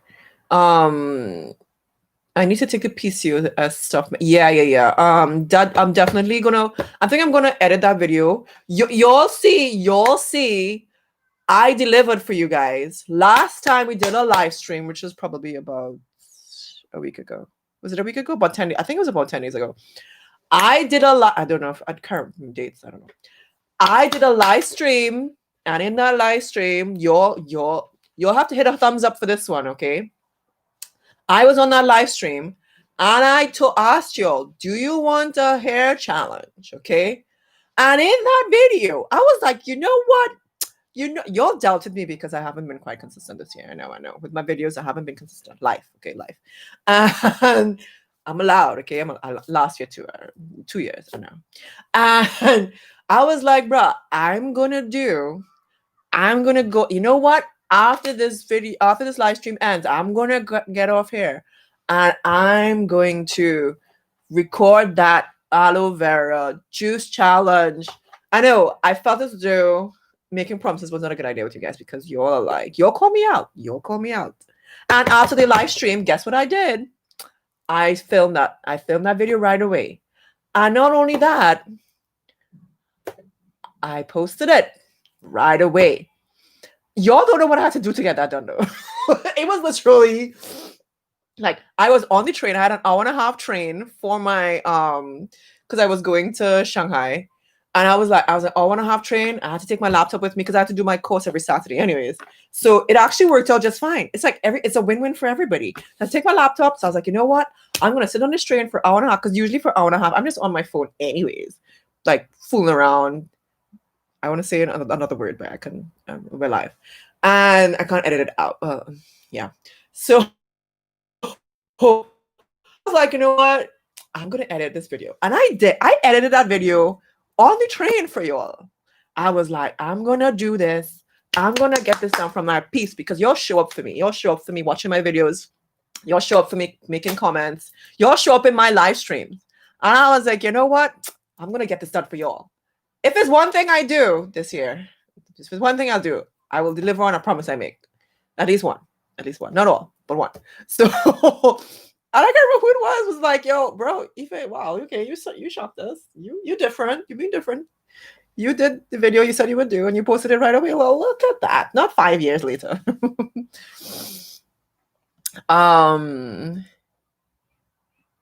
Yes, green tea is a good rinse for hair shedding too. I know we in and out with the stories today, and then the helping out with Tanisha. Tanisha's like, bro, can I get some straight answers from you?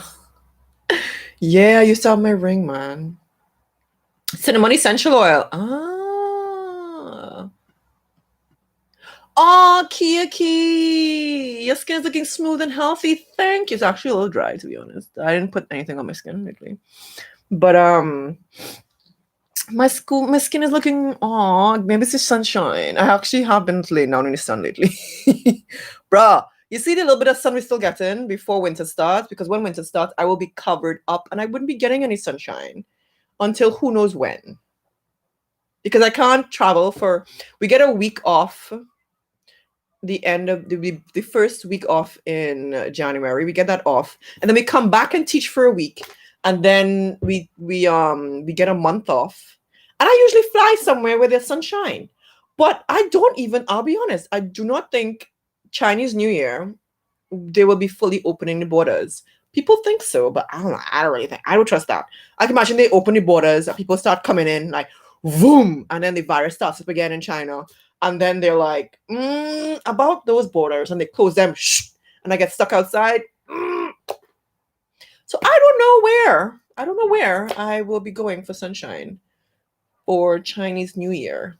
So this year I was in Sri Lanka for Chinese New Year. So I was getting my fill of vitamins. I was in the sun every day, getting my vitamin D. I don't know where I'm going to get vitamin D again. So right now I'm just trying to get some sun. So maybe that's why my skin is a little clear. Thank you, guys. I've just been fasting pretty much, being really consistent with fasting. What else? I've been doing the keto diet as well. I don't know if that's helping too. One thing I really want help with. This is what I want help with, y'all. I see these bags under my eyes. Like I get a lot of dark circles and bags in my like I don't know if it's a family trait, but I see it with my siblings, my family,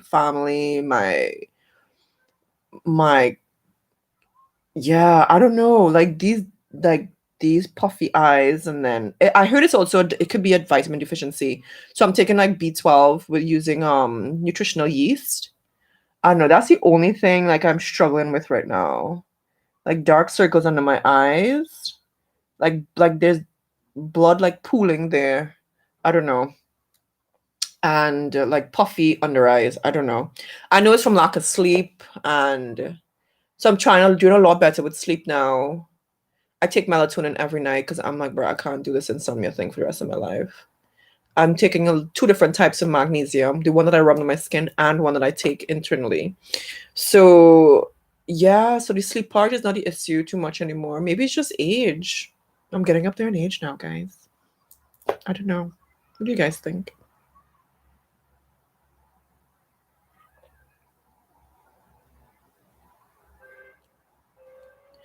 You're asking, yo, bro, I feel as though I should do a video separate on this. I really don't want to talk about why I finally divorced him, but because now we'll be here forever. When I tell people that story, they're like, no. They're like, are you kidding? They're like, if you know, you need to write a book. This is like, because the twists and turns in these stories, they're like, Ethan. And I'm like, no, and there is more. Every time I tell this story, and they're like, no, it can't. And there is more. And I tell them more, and then like, no. Every time I tell any of my stories, wait, it doesn't have to be the any of, and then there's none of these stories is just like one straight line. It's always these twists and turns and branches. And are you kidding me? Anyways, so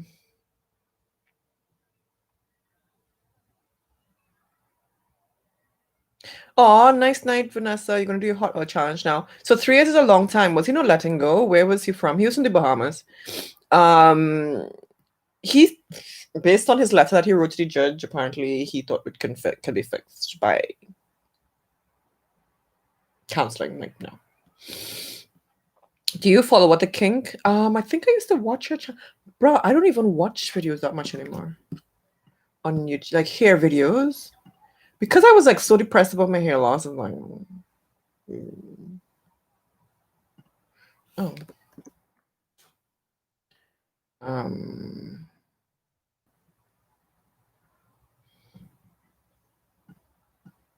let me see what the kink.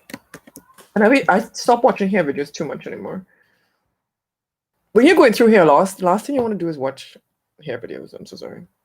Even my own hair videos, I was like, I miss you. I don't have all that no hair anymore.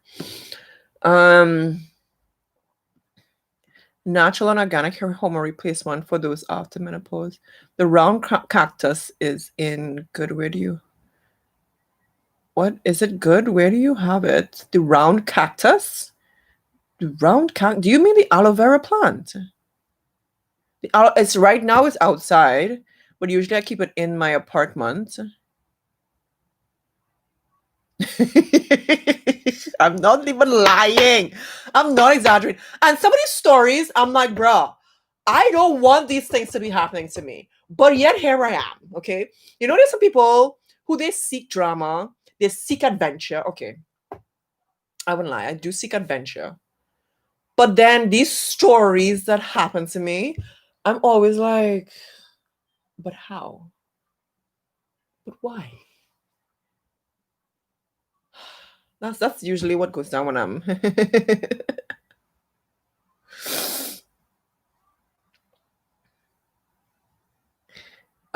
how long did you know him before marriage? Y'all ask some good questions. And you know what? How long did you know him from I'll be honest. I don't even think that matters. How long you know someone before marriage, because when they have ulterior motives, it doesn't matter. How long you know them before, it doesn't matter. If they're really good at certain traits, if they're really good at controlling, really good at manipulating, and you are the type of personality that can be controlled and manipulated, especially if you're in a vulnerable place, the match is, unfortunately, it's toxic. It can be toxic. It becomes toxic. All right, so let me see. Um, the cure is like, I won't ever marry. You don't care for men. I will be honest. All this, even though these stories are like too much, it has added flavor and adventure to my life in ways that I never asked for. But the thing about me too, I'll tell you this. I'll tell you what saves me, right, in situations with relationships, is that I really work very. Wait, how did we get here? Okay, how did we get here? Okay, now how did we get here? Well, I'll just say this, okay? I work really hard to be a very genuine person, a very kind person, a very warm person, and I give that regardless of what the other person is given to me. Which is a fault. Which I actually, when I really look at it, I'm like, bruh, you do that, but I will be honest, that saves me in the long run. It saves me because all the good things that I've done for this person or with this person, um, and in response to this person, regardless of what they give to me, it always comes back and saves me in the end. Whether there's somebody in their life who comes and tells me things, I'm like, oh well, that's good to know. Now I know better, or now people come, always people always come back, because I always try my best to give the best energy, the most positive energy of myself. And it even like, let's make it hair related. Even when I'm on my channel and I'm giving you all advice, it's genuine truths about my hair, and it's so far literally what has been happening on my channel is what happens in real life. I give the best of myself on this channel, and I share with you so much positivity, and I really try to keep the chats positive. Even when somebody throws some nasty stuff in my comments, either I delete it or I answer in a very positive light. It always comes back in return, because the energy and the love and the positivity that I get from you all is very similar in my real life. And y'all have been able to help me as much as I've been able to help you. So that's just a little lesson on, yeah. Don't ever worry too much about the negative people in this life. You keep giving positivity. All right, so Charles, I came to our life to take better care of my hair. Aw, thanks so much. Oh, you love this challenge? You started already? Rosemary mixed with mixed what? Green tea makes a great final rinse, and they're great DHT blockers. Yeah. So DHT it helps to it actually causes a lot of hair loss too. So thanks for that input, elegant pause. Why did I move to China? Oh my god, y'all are in it today. Why did I move to China? Actually, I moved because of my ex. It worked out. As I tell you, it worked out in my favor. A lot of it worked out in my favor. Man, I tell you guys, be good. Be good to yourself, be good to people around you. It will the karma, man, the good karma would always come back for you. You never know when and where it will come back either. Put cucumber on my eyes for my do you think it's really, like, sometimes it's so bad, like it looks really bad. The dark circles and the puffiness under my eyes. So cucumbers, okay, put it on my eyes. For how long? Like just lay out and just relax and enjoy it. You need to take magnesium too. Yeah, magnesium really. Yes, stress can cause hair loss. It can, guys. So when you're stressed out, right, you have high cortisol levels. And when you have high cortisol levels, your body just goes into overdrive. Your systems just like go whack. Hair loss, unfortunately, is one of those things that get affected when you have high cortisol levels as well. and high stress levels. Yeah, my story is it's too much. I met this girl from France when I was in so last summer. I did like an amazing. My God, that's the other thing. Last year, I'm so glad I traveled last summer. It was too much at the end of it, but I was like, now when I look back at it, it was amazing. So I did Turkey. I went from Turkey to Serbia, Bosnia, then sorry, no, Montenegro, then Bosnia, Greece, then Brazil. Bruh, yo, that was a marathon. I was exhausted at the end. I was dead. We had an October holiday at the end of after that, like for a week. I didn't even want to go nowhere. I was like, bro, I don't want to travel nowhere. My point is saying all of this. When I was in Bosnia, I met this girl from France and we just connected so well. When I told her I was from Trinidad, she was like, oh my gosh, you're from Trinidad.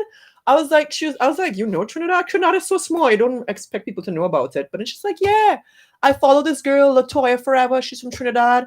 I was like, oh, okay, cool. So that's how she knew about Trinidad. And she's like, yeah, Nicki Minaj is from Trinidad.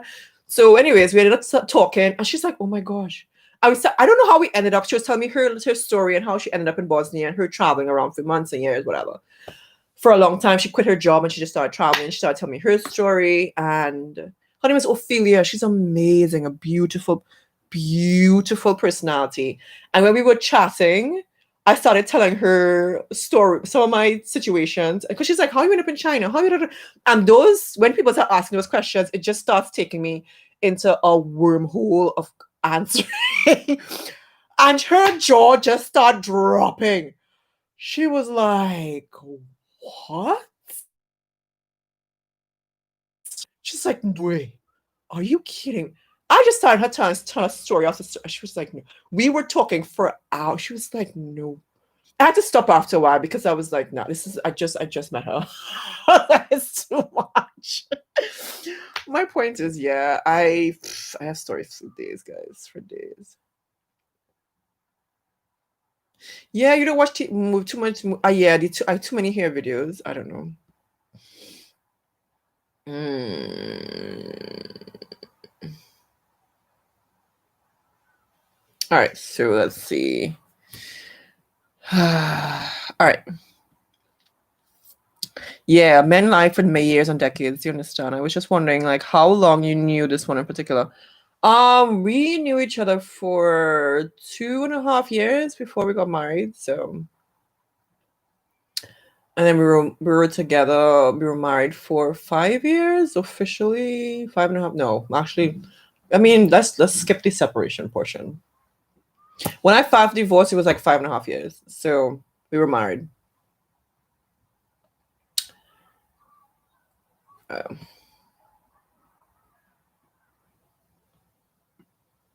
yeah. I still think men add color to my life. I wouldn't lie. Like I've had relationships since him, and yeah, and that's where more of my stories came from. So yeah, yeah. You see my journal? Pfft, man. I tell you, I could write a book. My journal is packed with stories of these situations with these guys. But yeah, they add color to my life. I really feel like I get to know myself more when I'm in a relationship. I mean, my life is colorful by itself. And then you add a guy to the mix, it's even more colorful. Let's just say that. um, remember, you're blessed and a pure heart always wins with negative people. Thank you. Aw, you look so nice. So 10 to 15 minutes with the cucumbers and use tea bags. I don't really use tea bags. Where am I from? I'm from Trinidad and Tobago in the Caribbean. Oh, snap. That is rough, the cure. You are wild with it. Natural 85 had to lose 108. You are just swiping in these comments here. She had to lose 180 plus pounds of male dead weight too. Ouch. No, I don't think men are dead weight. They do stupid things. They do stupid things. I would still say this. Um, I would still say this. My ex was a good person. He just did not do good things at times, you know? So And I would say that about all my exes, actually. They're good people deep down inside. I feel as though like all people are good people. It's just that they do really bad things, you know? And that's the unfortunate part. I mean, as I'm not perfect, I do horrible things too, you know? Yeah, Trinidad Natural is, yeah, she's also Trinidadian too. I keep in touch with her from time to time. If I would post more on Instagram, I'd probably be more active, you know? There's a saying, getting toxic, negative people out of your life doesn't mean you hate them. It simply means you respect yourself very. That is true. That is true. You're not from Trinity, but I love it. Can't wait to see to get some doubles. You know, I actually don't even like doubles. That's so funny. I like pylori. Oh God, you see pylori? That's one thing I would break my fasting for. Oh my God. Pylori. Hey, maybe I could make pylori. Oh my gosh. Maybe I can make pylori with almond flour. Thank you. I'm gonna do that. Woo! But I just need a sauce. Oh gosh. I need a chutney. Oh God. Oh God. Oh God. A tamarind sauce. Oh yeah. Yeah, I'm gonna make pylori. No, it's made with flour back in Trinidad. That's why Trinidadians have like a gut, we call it a wheat belly, a big gut from drinking real plenty beers and alcohol. And we eat a lot of flour in Trinidad, which is unfortunate. 2.5 years of lying, but it was more years of that. It was way more years of lying because but I wouldn't say it's lie. I think it's also me accepting what he brought to the table, to be honest. Yeah.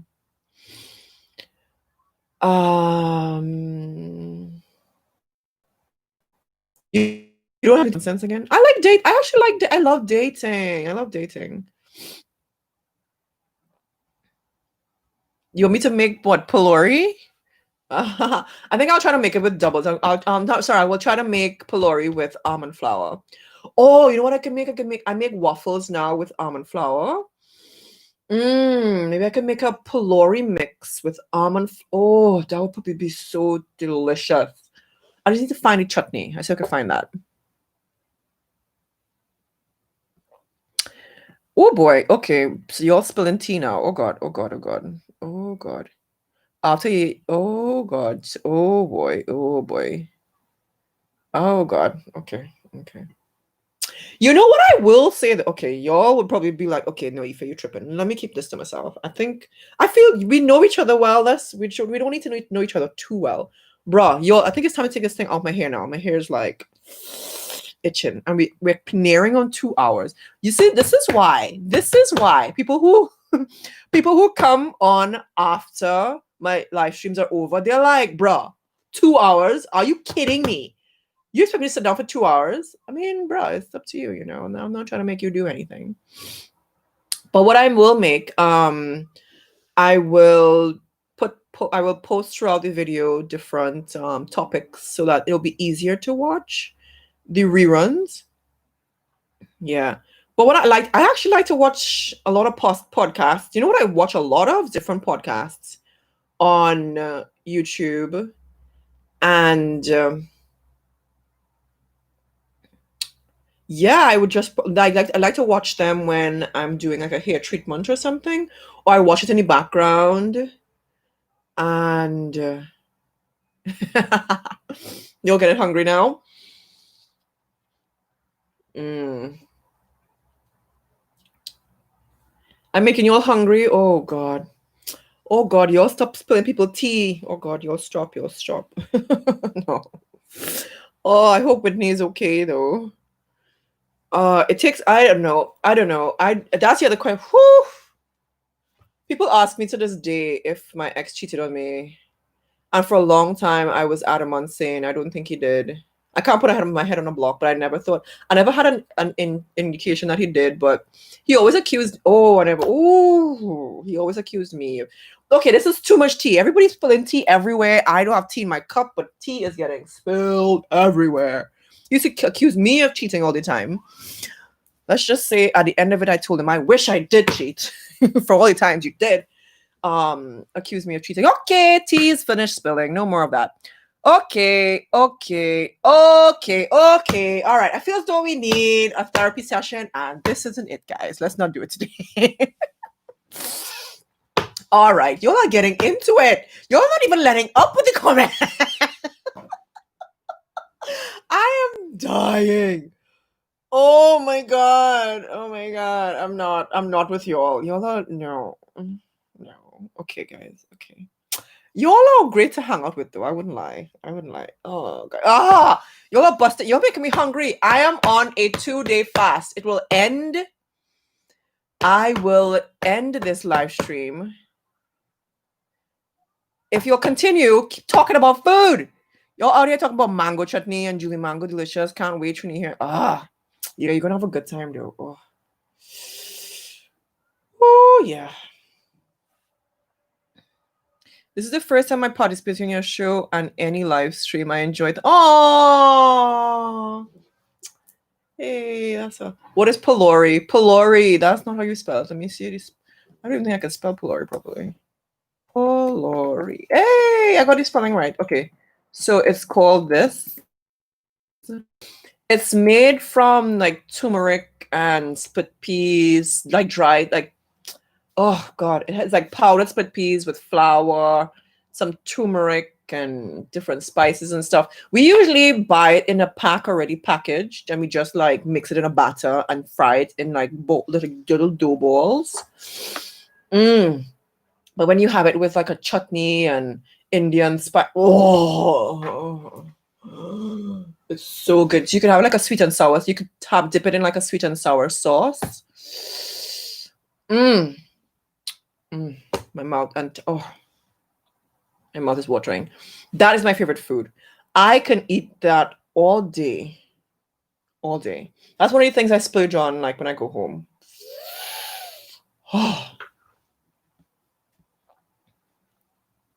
What part of Trinidad? I'm from North Trinidad.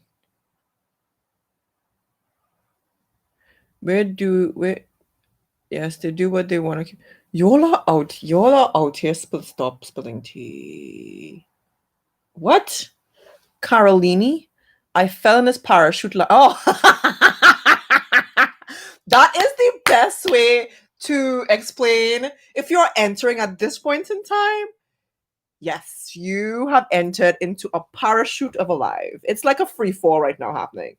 With people spilling tea about relationships, me spilling tea about my divorce, people talking about food when I'm supposed to be doing a 2-day fast, and it will end right now if y'all don't stop.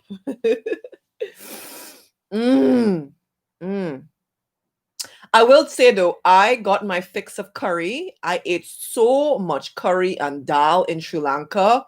I was in heaven. I didn't know that I could eat curry every day until I was in Sri Lanka. I was like, okay, curry again it is today. I don't mind. Because they do their curry. It's just so delicious.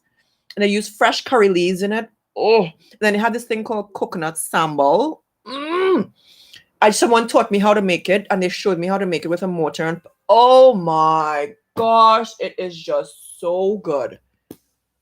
Oh, it's like fresh. My mouth is watering. It's a mix sold at the supermarket. Yeah, so you can mix it with split peas powder, and there's recipes online, so you can find you can Google how to make pylori on the internet. Pretty much. But okay, I'm seeing here a recipe. You don't need flour. Let me see. I see. Okay, it can be gluten free, so you can make it without flour. So I'm seeing a recipe here. Oh, sorry, it does have flour. This one has flour in it. Split peas powder, which is just like ground split peas. I don't use flour anymore to cook. Yeast, garlic, onion. Those are pretty. Like you can find these recipes. Oh, my stomach is growling. Oh my god, no. Cilantro, Scotch bonnet pepper, turmeric, cumin, curry powder. Oh my god. Oh god. And I could find tamarind, so I could make my own tamarind sauce. Oh yeah, yeah. I have tamarind there now. Oh god. Okay. Let's see if we can find a way to make this gluten free. So I cannot wait to end my fast. Okay, it ends tomorrow night. I could do this. I could do this. How far into my fast am I right now? I think I'm about 15 hours into my fast. I'm trying to do 48 hours. Let me see. Oh, you're going to Mayaro? Oh God, bust up shot. Oh, that's the thing. I can't. There's too much flour, guys. Oh God, oh God. My belly gets so big when I go home and I eating all this flour. In Trinidad, you don't realize how much flour we eat in Trinidad until you go home and you want to eat the things you love. It's like, oh wait, that's flour, and that's almost flour. Like literally, you eat flour foods with a lot of flour, like heavy meals with flour in it for breakfast, lunch, and dinner and snacks. Because when I go home, I'm like, bro, I didn't like no wonder I end up with diabetes. I'm like, oh, I was pre-diabetic for years while I was living when I was home. So a good 20 something years, I was pre-diabetic. Okay, maybe not from birth, but I was pre-diabetic for a while back home, and no wonder because bro, everything have flour in it. And if it don't have flour, it's pasta, it's macaroni pie, is oh god. The last thing I should be looking at when I am fasting is food. So my stomach is growling. Split peas powder. I guess I could grind the split peas in a coffee grinder. I think I'll do that. 2 cloves of garlic, cilantro. They say gluten free flour. What's gluten free flour? Can I just use almond flour? What's that?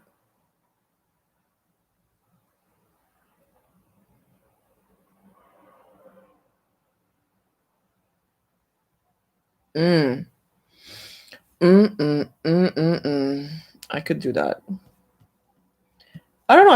I feel like I would mesh two recipes together because I feel as though the gluten free recipe it don't really have much ingredients. Who made this recipe? Sorry, judging much. Okay,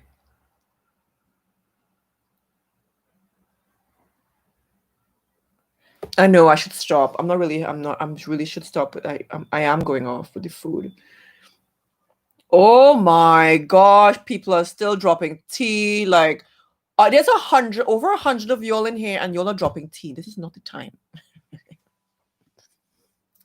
All right, so he accused you of stuff that, yeah, that's what all my friends were telling me. They're like, Ife. They didn't want to tell me. They were telling me without telling me. They're like, Ife, if he's accusing you of cheating, means da, da, da, da, what do you think he was doing? Da, da, da, da, da, da, da, da, da. But I was like, you know what? As I said, he was the one who was who didn't want to lose me. That's always it. All these guys I did, you don't want to lose me, but you doing shit out here.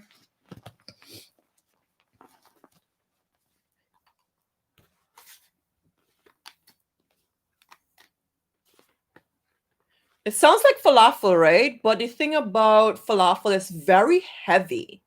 The split peas powder is very no split peas. Like I feel as though in falafel, the split peas is still very crunchy and hard.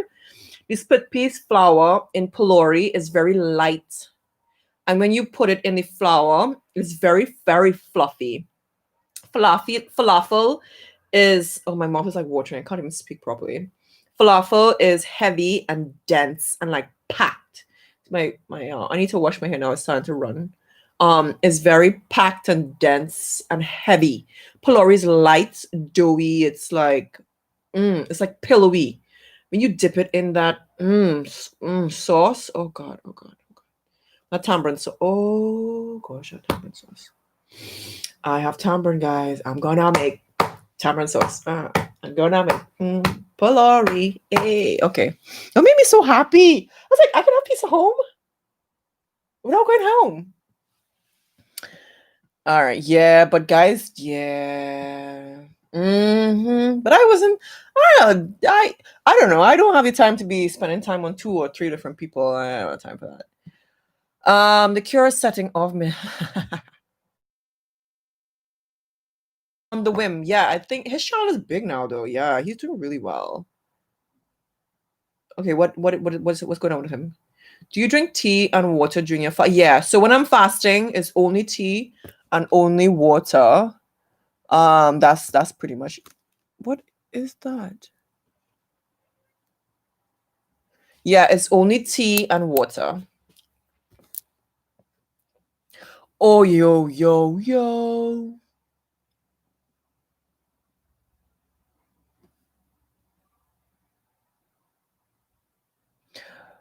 Oh my gosh, have I tried feijoada? Of course I did. When I was in Brazil, I had lots of that. And I could never pronounce this caipirinha. Caipri. Yeah. My Brazilian friend, he will try to get me to say it. But anyways, yes, I had that as well. I went to Brazil, there's a Brazilian restaurant in Shanghai. So my Brazilian bestie here in China, his birthday was in August, and we went to a restaurant called Boteca in Shanghai for his. It's a Brazilian restaurant. We had caipirinhas, caipri. Yeah, I could never pronounce that. Feijoada, we had that. He orders those from a Brazilian person in China, and he whenever I go by him, he always has the Brazilian treats. They're really good. And powder queijo, we have that too. Yeah, Brazil has really good food. Your food is amazing in Brazil, though. It was really good when I went there in August last year. Because my sister lives there. She speaks fluent Portuguese, actually. All right, don't talk for Christmas with pastels and ham. Oh my god. Trinis could eat, but I can eat pastel. Pastel is made from corn. You can eat pastel. You've never eaten turmeric? Oh, I'll show you my whole. That's all my hair stuff right there. How many levels? Three. I know that's a lot of hair stuff. You know what? I'm doing really well with using up stuff, so we don't need to see that right now. Let me see.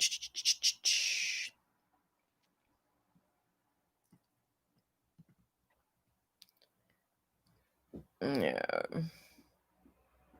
Yes, I did mention inositol. Yes, I started taking it. That is in one of my videos that I did. Remember, I told you all I did the supplement video. I sat down and I filmed it. So just have to edit it. So give me a chance for that. I'll try to do this today. I'll try my best to to edit it today. I have a couple more things to add to it. I want to add the nutritional yeast because that's actually B12.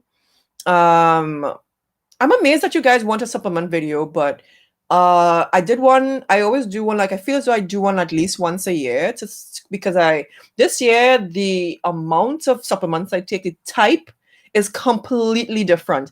I used to take the basic things like vitamin D and iron and yeah, iron, like basic. What I take now is like another level, and I've seen a huge difference with how my body has been behaving with these supplements I'm taking right now. Bruh, you're in here. It's after 1 a.m. in the east of the world. Bruh, what y'all doing? Well, we don't celebrate here in Trinidad, but I'm sure some good Chinese meals will be passing through for sure by you. Yeah, so I take inositol. Innocent. I think I said it right. Took me 30 years to get divorced. Nope. I wasn't doing that. I feel as though he wanted to do that because he was trying to make me spend a lot of money with my lawyer. Thankfully, my lawyer was like, he was reasonable. To me, I think so. He was reasonable. You heard my stomach growl, right? Yes. You'll have my stomach growling. I should not be talking about food right now. mm.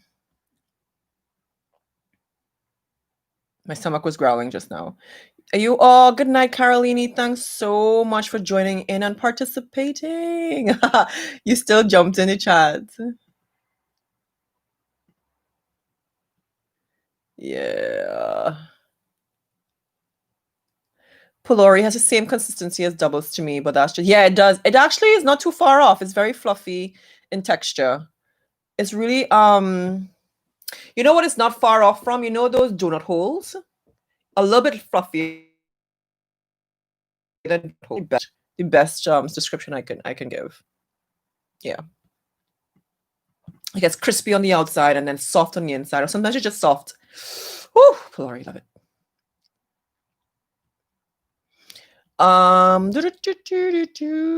Hey, the cure. Hey, people asking you if you're data and tingle. All right. Do you speak another language? I speak some Chinese. Oh, thanks so much, Julia. Yes, you guys be safe as well. Thanks for joining us, Julie. Have a good night.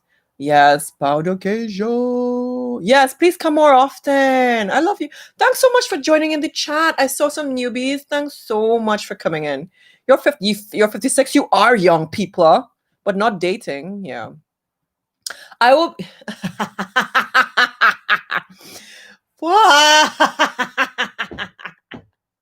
People are so funny. She's like, I'm 56, but not dating. Pandemic hit and folks out here want you to kiss them anyways. Man, I'm out here giving people this. Out here in China, they're like, oh, you're not. No, I'm not shaking hands. No, I don't know about that. But yeah.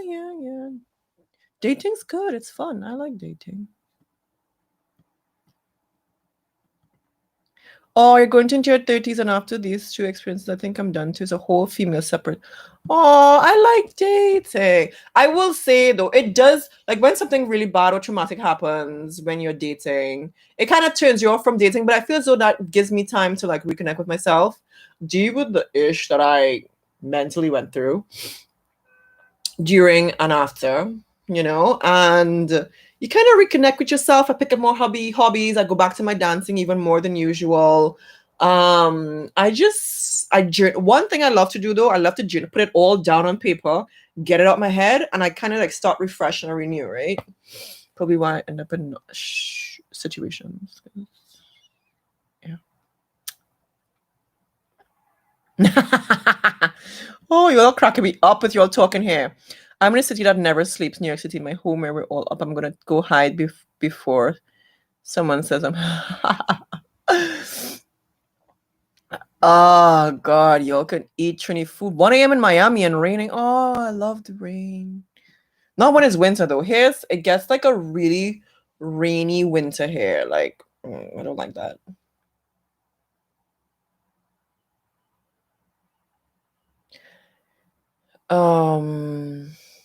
What about coffee? I mean, what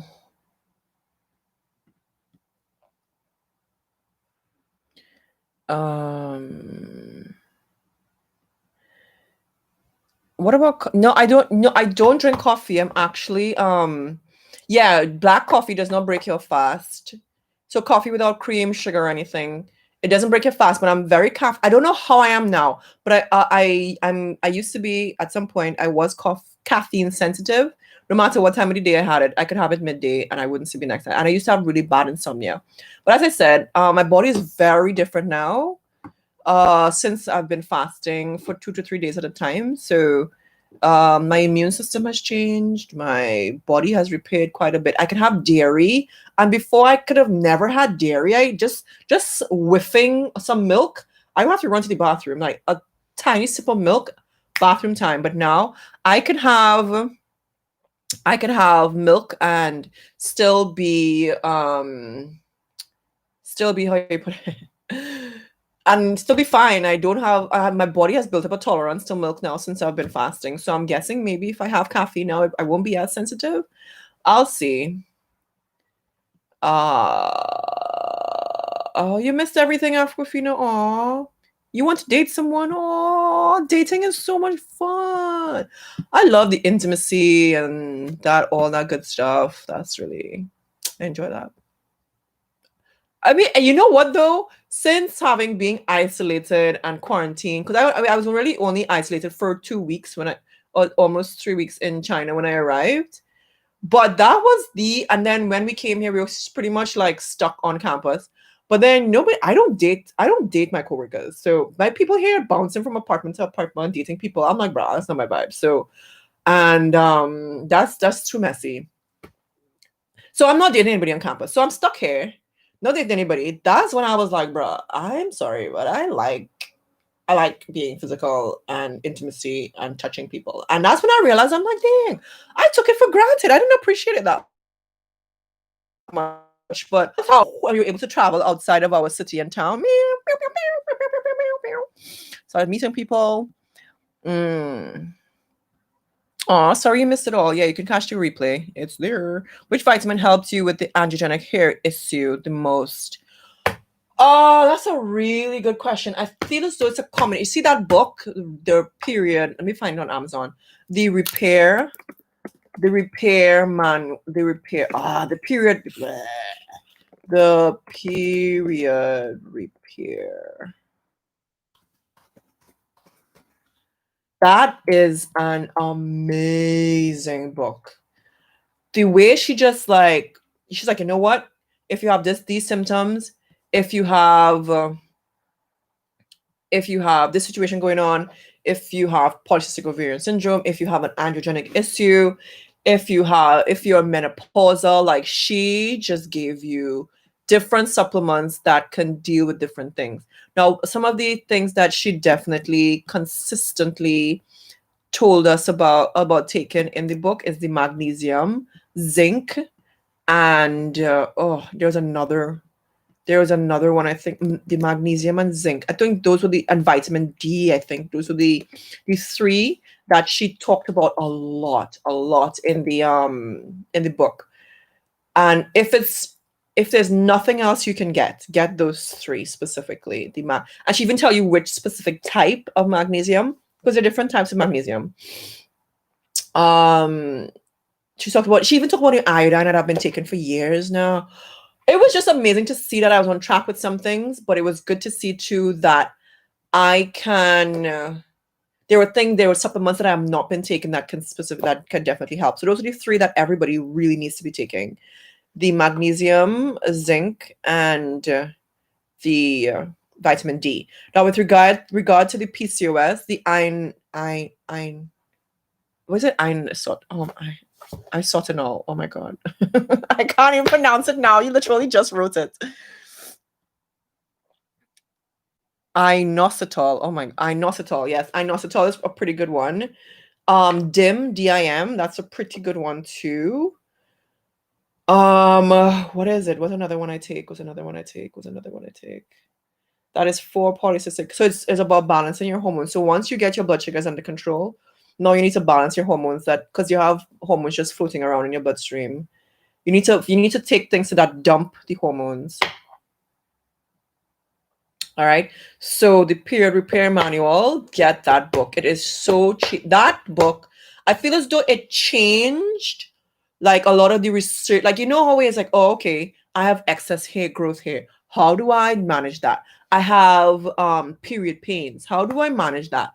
I have and I was like, oh my gosh, a lot of the things that I've had all these years, like, it's literally under one branch, and all these supplements is what I should have been taking a long time now. All right, so. Oh, yeah. I know with dating, you do have to sift through a lot of different things, you know? This was my first time participating in a live stream. I must say it's really fun. Oh, I'm so glad. Oh, you should be sleeping. Oh, it's the weekend, girl. Live. Oh yeah, it's entertaining, man. I don't come on here trying to entertain y'all. What do y'all think I am? A sideshow? But no, I really have a lot of fun. Oh my god, y'all, my hair is wet from this. I really want to take it out now though. My hair is wet from this hot oil treatment that I've had since last night. It's about 12 hours actually. Because around this time last night I went to bed. I went to bed really late last night. Oh, you're probably the only man in the chat, Key James. I'm a fan, Trin Megonian, and not what less. Hey man, this is becoming like a dating show now. Hey, there are men who come on saying they're not what less. As a disclaimer, just playing. I'm playing. You're not the only guy. There's someone else who was in here. There are a couple other guys in here actually. If you're a guy and you're watching the live stream, ain't no shame in that. Pop in and say hello. Shoot your shot for the ladies out there. I'm in China. Ain't no shots being shot out here. Mm-mm. And don't ask me in a while though. I'm like, okay, but I don't know what the package is. I'm gonna keep mumbling stuff under my breath. I'm not gonna tell you crap about what I'm saying. I tend to date like since I've been here and since I filed for divorce. I will say though, I waited until I filed for divorce before I started dating. Then when I was sure I was done, I was like, yeah, I filed for divorce. Because I went home. I remember I went home that summer, 2017. And I kept talking to my friends about, oh, I'm going to file for divorce. I'm done. I'm over this thing. And she was like, but wait, you've been here a month now, Ife. You haven't actually filed for divorce. So what are you doing? I was like, yeah, I've been talking about doing it. I literally was like, my friend called me out of my BS. She was like, you just out here talking your talk. You know? I was like, I filed. And yeah, when I filed and I returned to China, I'm like, bro, we out here. I started dating.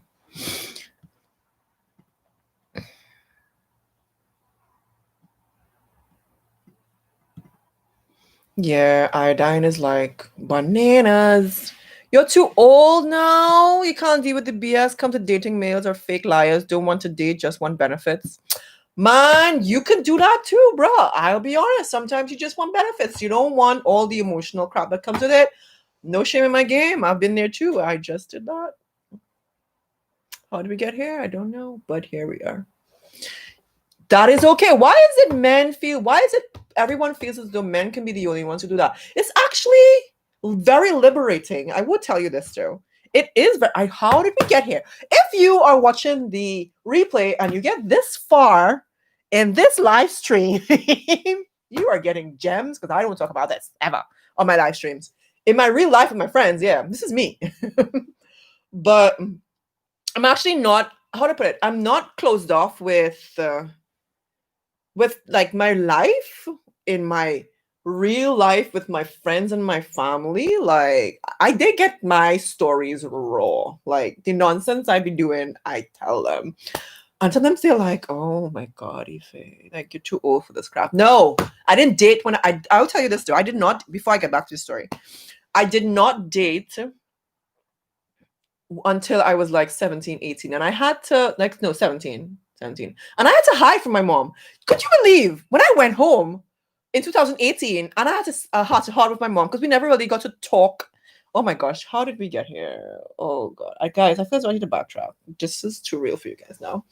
But I remember talking with my mom. Okay, I'll share this with you guys. I remember talking to her, and we never had that talk growing up, like just talking, not the talk, but just being able to have a conversation about deep stuff and meaningful stuff. And one thing I told her, I was like, one thing I actually didn't like in how she raised us, and obviously she did the best based on what she knew, but she actually prevented us from dating, like freely. I always felt like I always wanted a relationship with my mom. It's like, hey, I bring my partners over, and it's a chill vibe. She gets to know them. And I wanted to be open, but I never got to do that growing up with my mom. She was just so iron fisted, like her way or the highway, pretty much. I always felt like I'll get kicked out or something if I dated. But anyways, I had to hide the fact that I was dating. And it was never open. I never felt I could be open. But anyways, I had my heart to talk with my mom 2018 when I went home, and I just opened up to her and I was like, you know what? That actually hampered my dating life. The guy I married I should not have married him. He was a stop off in my life. I should have it is like a pajama party. Oh, it is. I'm in my pajamas, and y'all it's nighttime somewhere, wherever you guys are. And we are chatting way too much. Oh god. I do not like sharing. I don't mind sharing this in my real life with my family and friends, but you see on the live stream, it's just way out there now. Oh my god. Okay, but I will tell you this. Yeah, I told my mom every 5 seconds, I'll tell you this.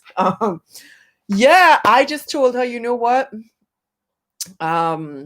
Yeah, that hampered my dating life. And the guy I married, he should have just been a stop off, not make a commitment to. He should have been like a all right, okay, this is what's happening in this world right now, and then I move on, however long after. But my notions of dating were so warped because I hid for so long. I did not have a healthy mindset about dating. So yeah, that was a heart to heart with my mom. I kid you not. I kid you. I tell you, I cannot make up a story. The things that I have to tell, I tell people. I kid you not. I love my mom, and I was driving. I remember driving, and I was telling her this story. So many stories. I was actually sitting down. We were talking face to face. But yeah, this one I was actually driving. And what I love about the relationship with my mom too, she actually sits and listens. Before, oh my god, my mom used to be like talking over me, screaming at me, shouting at me, like never got a word in. So I used to be like, you know what, just shut up and listen, pretty much. But this I've reached a stage with my mom where we have a heart to heart now. We sit down, we talk, and she shuts up and she listens. I'm not rough with her. I'm just real with her. Pretty much how I'm real with you guys. And maybe that's why I love being on lives now with you guys. It's like the kind of conversations I used, or the way I want to talk to my mom is how I'm chatting with you guys, which is just real. And I had to chat with her, and I was like, you know what? That actually wasn't healthy. The way that dating was set up in our household, it should have been a more comfortable environment where I felt like I could share what was going on in my relationship or share with you. Because it's not, there's no way you can build a healthy dating life by shutting off, by telling your daughter or your kids. That's why I'm like, I would be terrified having kids right now, because, or kids at all, because um I don't not I'll be terrified with regard to, I don't want to pass on somebody unhealthy traits that I experienced. And shutting off dating in a way that I didn't feel comfortable coming to my mom and sharing my experiences and opening up to her about deep my heart, things from deep down in my heart, like how I felt about the guy and the things that he was doing. Like, I felt as though I didn't have that space, and she was just sitting down there, she's listening. But let me tell you what she said. This is what she said. I kid you not, guys. She turned to me and she said, I don't know what you're talking about. I didn't let you me. You know that meme where the guy goes, where the dog, me. I didn't let you date. I didn't let you old. I was like, oh my gosh, did I just imagine my entire childhood where I was terrified to death? So I was like, um, my mom pretty much said, I don't know what you're talking about. You could have dated freely if you wanted to. Don't, don't, don't. Ah, guys, all I have to say is, um,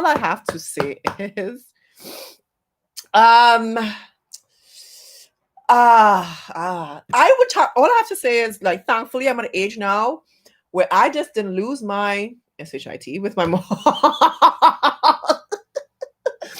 And I said, you know what, Ife, you have to live with the decision that you wanted to respect and obey your mom.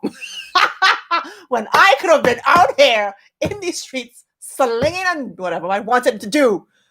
I just didn't do it because I respected my mom. I was like, you know what? My mom wants her household this way. Da, da, da, da. But I should have just dated and done my thing and be like, bruh, pull up on my mom like, bruh, this is my boo. Do what you wanna. I don't, but I wasn't that kind of kid though. I was the kind of kid.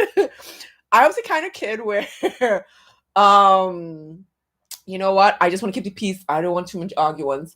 But that's actually just a coping mechanism. It's called it's a type of attachment style. Oh my gosh, what is it? What is it? The different attachment styles, and it was just a it's an attachment style within my household that I used. Attachment styles. Let me see. It actually was not healthy. There's so different types of attachment styles. There's preoccupied, then there's fearful avoidance. So I can't remember which one I am right now, but I was basically trying to cope in my household, and I pretty much avoided. I think it's probably dismissive avoidant. me see. Or I think you can be like a mixture of different ones too. Yeah, so I was just, yeah. Yeah. So that's that with yeah. So anyways, I don't know how we got here. How we got here. Something triggered that question, that answer somewhere, somehow.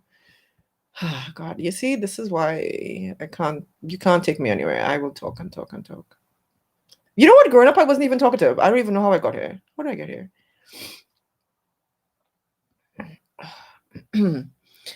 mm. All right, so let's switch back to some of what you guys are saying. Intermittent fasting help with the hormones and hair. Yes, yes, yes, yes, yes. Intermittent fasting, keto definitely helped. And then the supplements, they just like seal the deal. Like supplements was like a cherry on top, and my hair has been pretty good so far.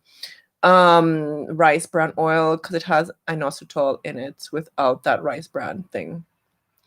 I know rice water is smelly. Somebody was asking me why won't I use rice water. I'm like, bruh, I'm not trying to walk around here smelling like being smelly. You know what's the smelliest thing in my hair right now? You see that fenugreek oil we make? That can get a little weird sometimes. I don't need to smell any other way than that. So I'm like, bruh, I'll hold off on the rice water. So, you normally fast with water only because you like cheat? No. Well, when you cheat with drinking tea or juice, that's not fasting. Yeah, but water only definitely helps. Mm.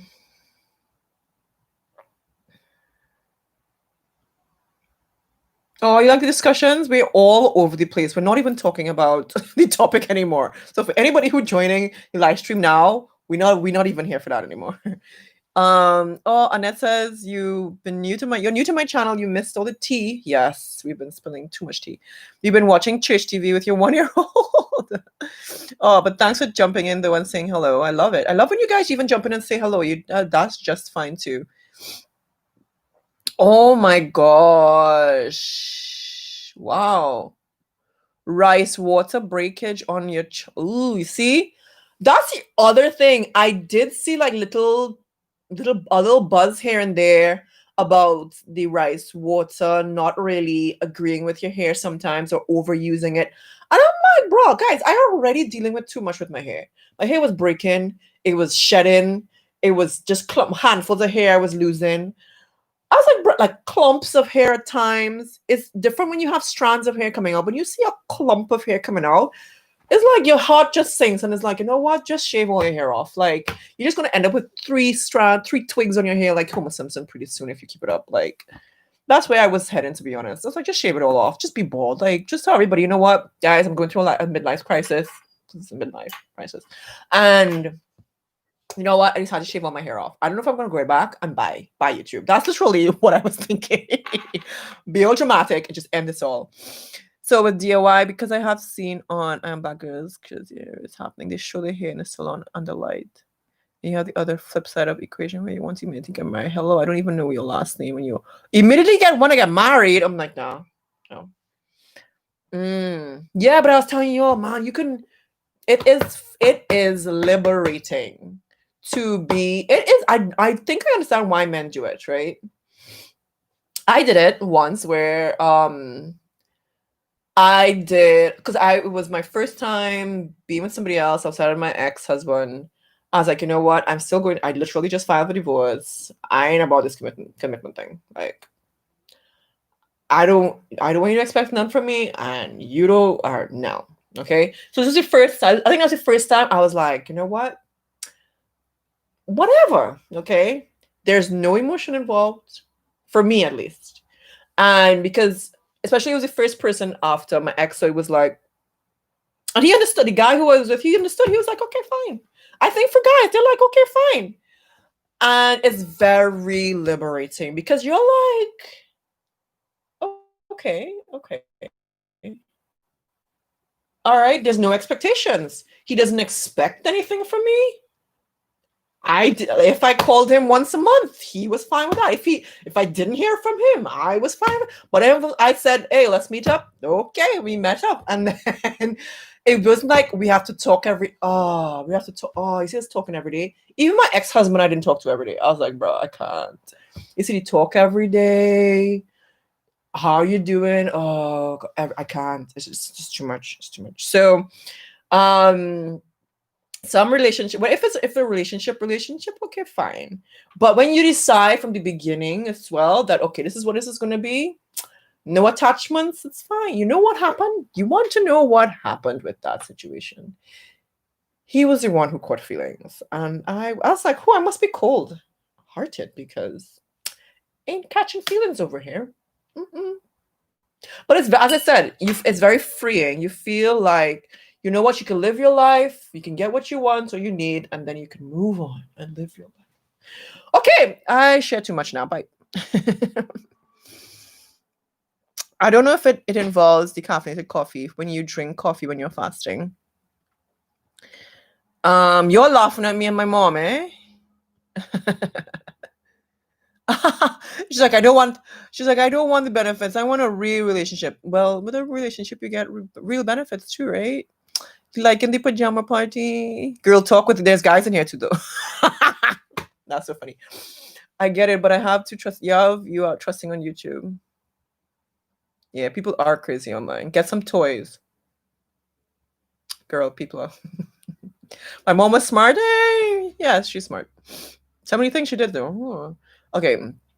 Yeah, so the Trini thing, I think it's a Caribbean thing. I think it's a black people thing, like the dating thing. No, you have to wait till I really do not think it's healthy to be dating it. Like now, you trying to tell me you now started dating at 18. Very, because people mostly like, oh, I want to start dating and then I want to get married. And when I get married at 23 and start having kids at 26, whatever. I'm like, bro, you need to, you know what? You know what? I realized when I really started dating, the reason why I got to that story with my mom and dating, why I should have dated a little bit earlier, openly with her, because I was dating. She just didn't know. I should have dated openly with hers because, you realize now when I'm dating freely and doing what I want, when I want, how I want, I'm dating men and I'm seeing, I'm like, bro, some of y'all nonsense that y'all doing, I would have seen this a lot earlier if I was dating a lot. Because remember, I started dating my ex when I was 23, 24, 23. And you try and tell me by 25, almost 25, we were married, right? I didn't really date that much before. I should not, as I said, I should not marry him. So some of this stuff that he did with me, I should have been like, bro, you playing games. Like, this is a mess. Bro, I'm out. But no, I was like, I chose, right? And what I'm saying is that now in my 30s, I'm dating in a way that I should have dated when I was younger, which was, getting to know people. I was like, oh yeah, you want nonsense, move on. Oh, okay, no, you want crap. Like, this is the kind of thing you should be going through early on, because men, they date freely, and the nonsense that they've been doing, they've been doing this nonsense for years. Like, we just on it now because we now getting exposed to, because we now getting to interact with them. But men, they out here doing their thing, interacting with women. Women, we're not getting exposure to these to enough of this nonsense out in the streets. That's what I'm saying. That's what I think. I don't know. What do you guys think? Oh no, Aquafina, yes. They just have this amnesia. Like, I didn't do that. I'm hot. I'm burning up now. It's like, I didn't do that. I didn't do any of that. They just don't know. Oh god.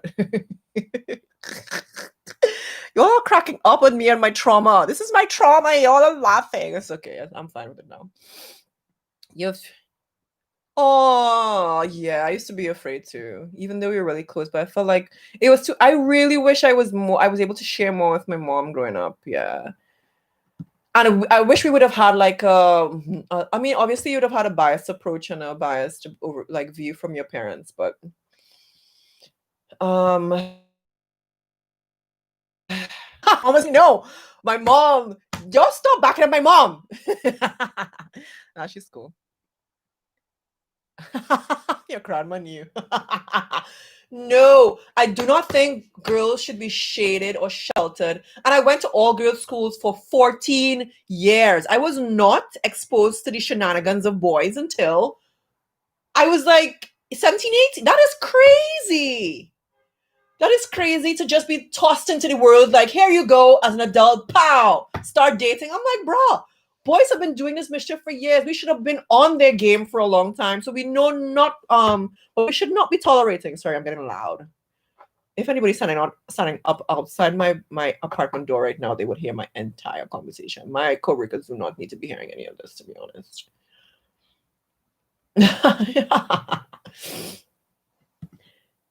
I was like, here's my bow. Now we actually can talk about stuff. Oh, that's really good. I'm really glad. I think it's healthy now that we can talk with our parents now. It's unfortunate that it's so late where our healing is kind of delayed, but we still get healing, right? But I think that healing is important. My mom said the same thing when we had our heart to heart. She was like, but you could have dated whoever you wanted. I wasn't stopping you, and I was just sorry. That was me. I was like, what? What do you mean I could have dated whoever? What? No, lady. No. In fact, I don't know if I want to tell the story. I don't want to tell this. I don't want to tell this one, but this is a very hard no. This is the hardest to this day. It's the hardest moment I've ever had in my life from dating. The very first guy I dated, actually. How we broke up was the most heartbreaking way I broke up, though, with anyone ever. It's like we were shattered. And I think that affected how I dated, how like who I decided to be with. Like it influenced a lot. I'm not gonna tell that story. That's too much for right now. But yeah, I really think it's healthy. It's healthy for kids to like they need to be able like you can't tell kids no dating and then boom, you start seeing somebody, boom, you get mad. Like you haven't had time to realize the shenanigans guys be up to.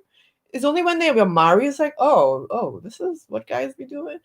Guys haven't really changed. It's just that we just get up on their game out too late in life, where it's like too late, you're already married to them, or you're divorced and it's like, oh crap, I'm now dating when I shouldn't dating the crap. I almost said this is live. You're dating the crappy guys. You shouldn't be dating. Should never have dated. You're dating now in your whoever age. Whoever age. That's a good one. Sorry, I cracked myself up. The whole ever age. This is the whole ever age. Yes, it is. Okay. You'll know way too much about me now. Oh God.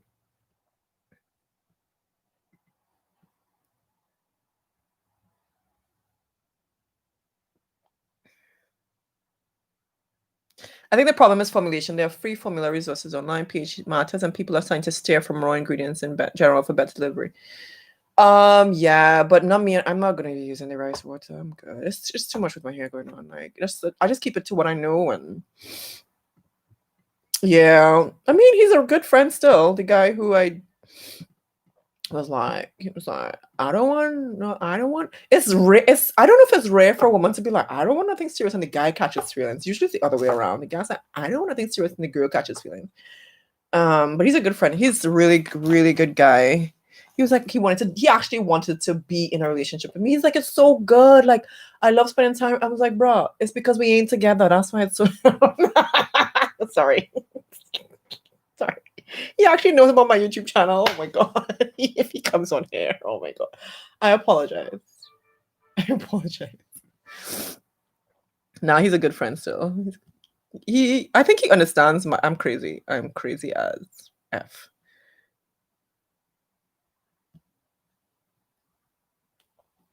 You miss your mom. She was tactless and harsh about feelings, but honest. Honestly, that worked for you. I'm still tactless, but I have an off switch. I know when to shut up. Yeah, I have a problem with tact as well, and I'm still working on that.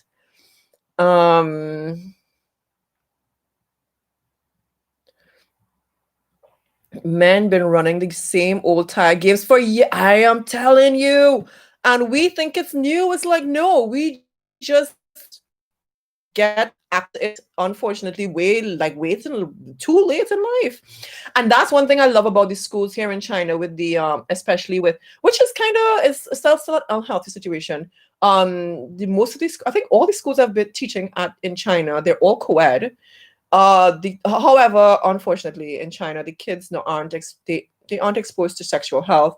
They aren't exposed to enough social emotional skills with regard to dealing with boys and dating. They don't even. I think they even cut biology out. When you teach science, they literally cut biology out of it. Like, they don't even teach them biology too much. Anything with regard to feelings and emotions, hormones, and puberty, like, out the equation. That's not healthy. That's not real life. But anyways, my point is like, yeah, they might be even though they're co-ed, um, even though it's co-ed, they still don't get a full experience with regard to, yeah, they joke around. They joke. They're serious. They're serious, by the way. Oh, we're in a relationship. I'm like, bruh, where? What do you guys, what is this relationship? What is this dating thing? These are like 14-year-olds that we're in a relationship. What? What is this relationship entail? You're stuck in school for 10 days. What? What you doing? Where you going? This is also dating. They crack me up, but I like to joke around at them. It's like, oh, that's your boyfriend, and the whole class just loses their crap. But yeah, yeah, these kids out here in these streets, these school streets. It's funny. These boarding school streets. Um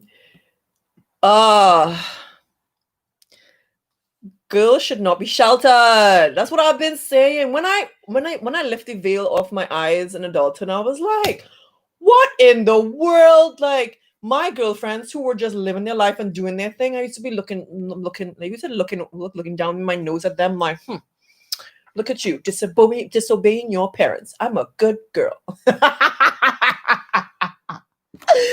They were just living their truth. They were living their truth, you know? And I can't believe I should not have judged them for that. I did judge them, you know? And yeah, I did judge them. But looking back on it now, they were living their life. They're living, just being themselves. Do what pleases you. You seem very wise. Good night. Good night. I don't. It's not I disagree. How did we get here? Like, guys, we are in quite a discussion right now. I wish I could cut this live stream and put it in a separate one so that people can really like enjoy it, because it's almost 3 hours we've been on. Oh my god, y'all. This is I don't think I've ever gone this long in a live stream. Y'all, good luck to whoever sits down and has to watch this. I will have to put timestamps because my gosh, the gems in this. Yeah, it's not that I disagree with girls being protected. There's a difference between protection and sheltering. I think people think protecting your girls is just like shutting it down. You can't get exposure to this. You know what? You can't do this. You can't do. No, how is that preparing girls for the? It's not prepare. I feel as though protecting girls is letting them get exposed to the real world, so that later on in life they can deal with all that life sends to them. So for example, I always think of it every time I think of the situation with how my mom treated us. I should say me. I was the one who allowed my mom to do this, because I could have been like, bruh, I'm going to out here and be if I want to, and be however I want to. So I didn't do that. I was the one who chose, based on my personality, I chose to be the docile kid. You know what? My sister's out here, my brother's out here, and I don't want the flames from my moms. That's who I was. But I always think the situation, my mom and how she treated us, like, I think of how we should be treated is, I think of like a cocoon. with a caterpillar. When a caterpillar is growing and in the it's eating, preparing for life in the cocoon. It's preparing, getting its nutrients, it's eating, whatever, whatever. It's getting, so for us, we should have been getting the knowledge, and the knowledge is preparation. And people think a talk is just one. That's not enough. Okay, even the scenarios in school. So in my school that I went to in Trinidad, we had exposure to different things. We actually had religious knowledge where, because I went to a convent, so it was just like no condom, sorry, no sex, abstinence. I'm like, what? That's it? Okay, all right. I guess I'm prepared for life. But then we had some teachers who came to the school and they're like, no, this is not real life. In real life, you're going to be doing things, slinging your stuff everywhere. You should condomize. So they showed us how, they actually showed us burn a banana. Every week we had these classes. They burn a banana, showed us how to put on a, you know what, and on the banana. I'm trying to keep this PG because I don't want YouTube to flag me. So yeah, and then we had different talks. We had different people coming from different parts of the country in different ways of life. I don't know if you guys get where I'm coming from. And they gave us their real experiences so that we can get a real scope of life, you know? And that definitely helped shape in my mind the things that we did as girls in our schools. So my point is that, so we should really spend, especially our adolescent years, building on the knowledge and the things that we should experience. And dating is also part of building on the knowledge. But anyways, get back to the caterpillar analogy. And then it's time to go into that cocoon. We go into that cocoon and spend however long in that cocoon, which is just a time for reflection at some point in time. And then we need to break out of the cocoon, right? But we have to struggle. Now, that struggling might come in different ways when we're dating. It might come in cheating. It might come in the guy filling up our ears with sweet nothings and we falling for it and then realizing, oh, he was talking crap. And then we break out of that relationship. But all those things are growth. It's growing situations, or situations where you might get pregnant as a teenager. All those things are growth situations. And some people feel as though, oh, we need to, that's the other thing too. I actually think we should have kids much earlier in life, like in our early 20s, as early as possible, because now trying to have kids, bruh, no. Yeah, so we spend our parents spend their time trying to stop us from experiencing those growth situations to the point where we don't actually grow. They protect us so long and shelter us for so long, keeping us in this bubble. And when we break out of this bubble, we're like, oh, free world. Let's run out and do whatever. But we're not actually thinking about what we're doing. We're just doing it based on what movies or books that we read or stories from our friends. And it's not actually from experience. But oh my God, that was a mouthful. So anyways, I feel as though there's a struggle period, a growth period we need to go through. And that comes with dating. And our parents try to shelter us from that for too long. I'm a savage, you say? Oh, all right. Oh,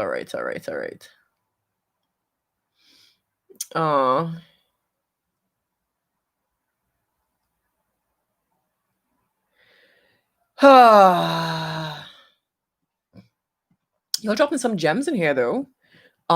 Feelings, emotions taught in schools used to socially engineer.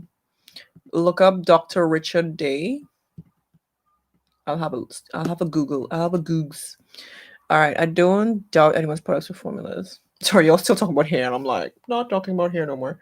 Yeah, protected doesn't always mean sheltered. Parents are not here forever, and they should prepare. Exactly. That is pretty. Thank you. You said it in one sentence, and I said it in 20-minute rant.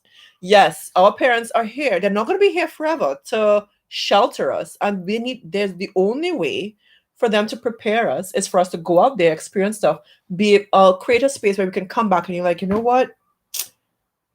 You know what I experienced with that guy, this is what went down, and you know what, I don't know where I went wrong. Do you think, how do you think I could have done it better? Like, where did I go wrong? Like, where did he go wrong? What, like, how do I need to work on myself? Like, these are the conversations we do not have with our parents. We never had growing up because we didn't date. I mean, some guys don't have it either, but the thing is, they get to date, they self-actualize themselves a lot earlier than we do, and they are sturdy and secure in who they are earlier than we are, I think. Oh my God. I feel as though Kara's like, I wish somebody was shot in my back today. They're not protecting us, they're protecting themselves. That's true. The embarrassment that we could bring to them, right? That's why they protect us. When we were trying to wait until the time is right, something is it's too late. Because everybody's like, oh, I want this perfect guy. When I met my husband, he was perfect. No, he was not. I don't even think there's a perfect person out there, you know. Couple of folks I'm willing to hit. Oh God, oh God, oh God, oh get it, people are okay. She's like willing to hit and quit, but not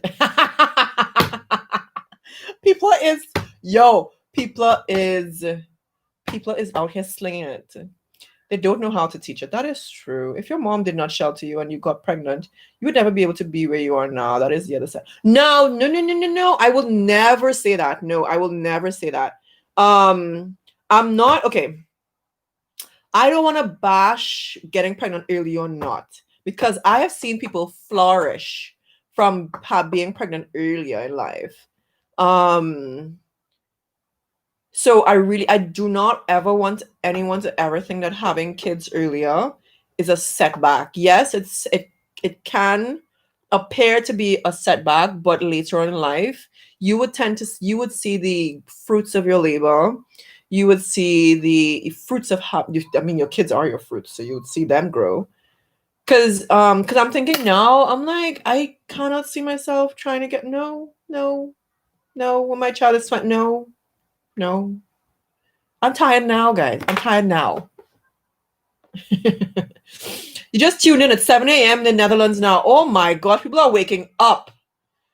What is the topic? It was about benefits of. It was about the benefits of hot oil treatments, but now we're talking about slinging stuff everywhere. We are talking about dating. To be honest, talking about dating, relationships, toxicity of it, dating early or not dating early. We're everywhere. Talked about my divorce, parts of it. It's time to take this out. We talked so long. I could have done another treatment. My God. Oh, this is okay. So this is a treatment I want to do when I actually don't want to do. I don't want to do it while we're live, to be honest. But I can do it while we're live. I just wanted to just chill and do it by myself. But it's the dandruff. I can show you guys. Oh, my stomach just growled. I don't know if you guys just heard it. The dandruff. The dandruff hair treatment that I actually came across. I'm like, oh, totally forgot about this video. I watched it. I'm like, huh, I think I wouldn't do this again. It's the dandruff hair treatment. I want to do this. Excuse me. I want to do this hair treatment. No, guys, I need to get something to drink. I'm hungry too.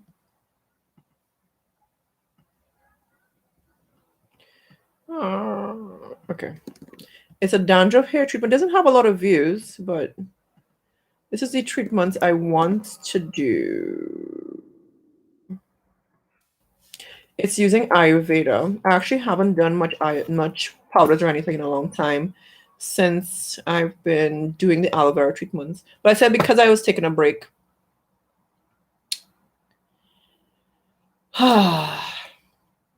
I think most of the older generation never really dated. They got married to their friend. Yeah, I think so too.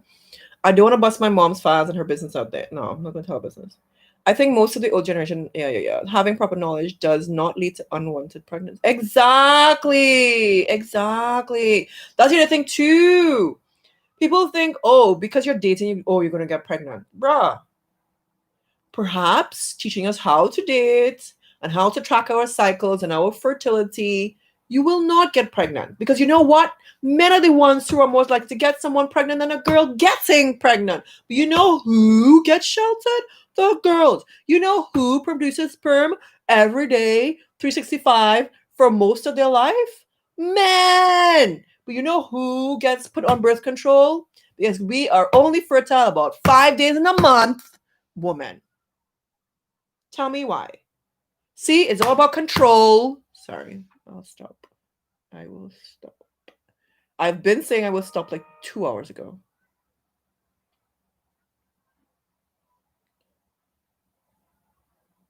What One of my friends got married far too soon because her mom dropped the ball. Told her don't kiss because they. Yeah. Out here. Out here with no. Like, yeah, that's the other thing too. We're not even getting like proper guidance with our own like bodies and stuff. I mean, again, I guess not. I guess our parents are just doing what they were told to. Please tell your mom I need to unsee some things.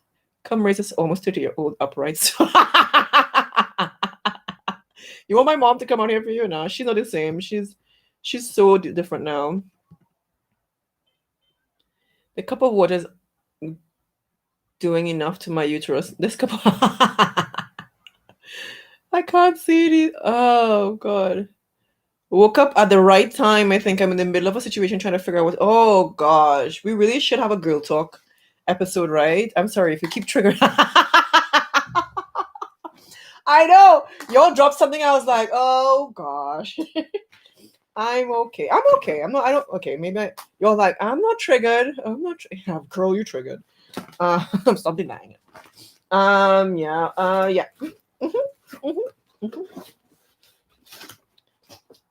I understand what you're saying. That is because they are not held responsible. Yeah, they're the ones who should be showing restraint.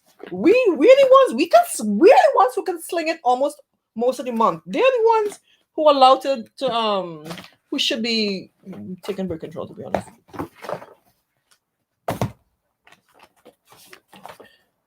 Cause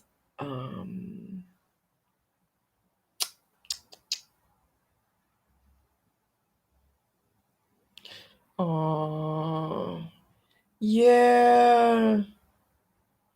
Yeah, I totally understand, honey angel, girl. 22 is such a beautiful age. Oh, 22 was so young, wild, and free.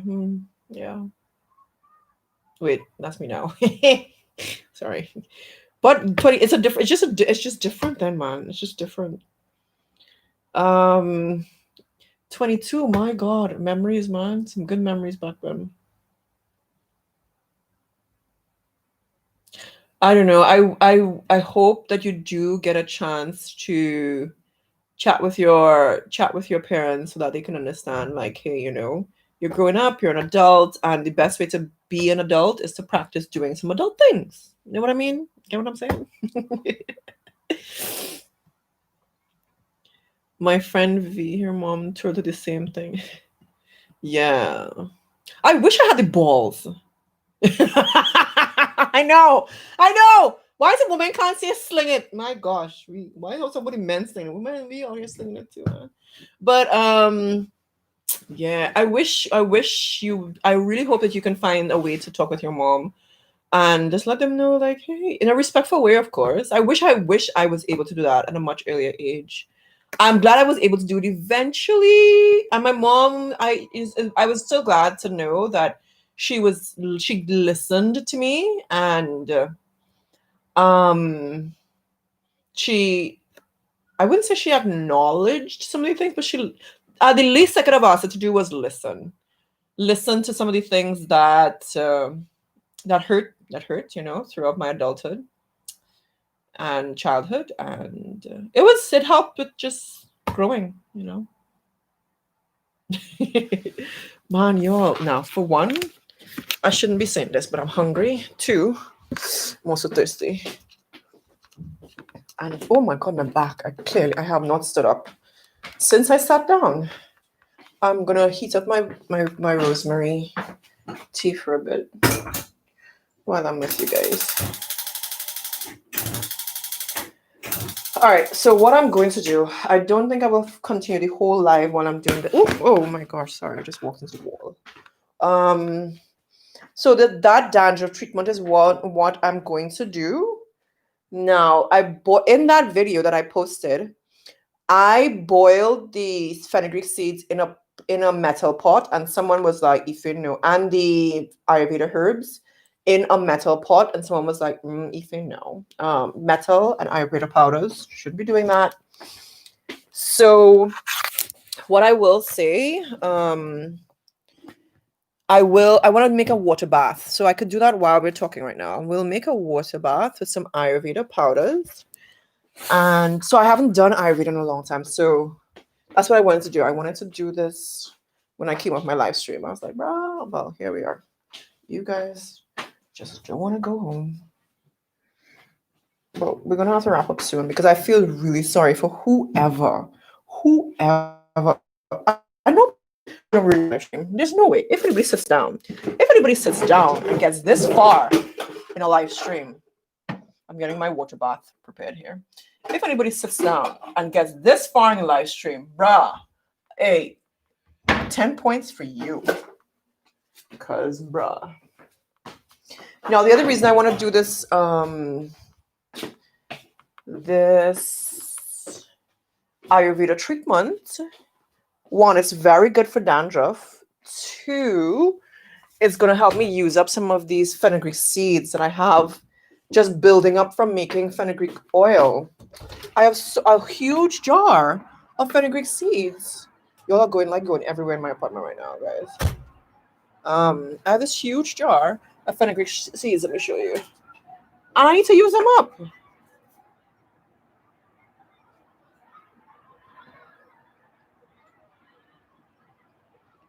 Give me 1 second. I'll show you.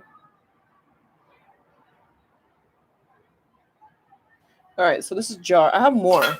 Oh, snap. I just knocked over some. This is the huge jar that I have, the fenugreek seeds. I have more of this just laying around. I just knocked over a whole set.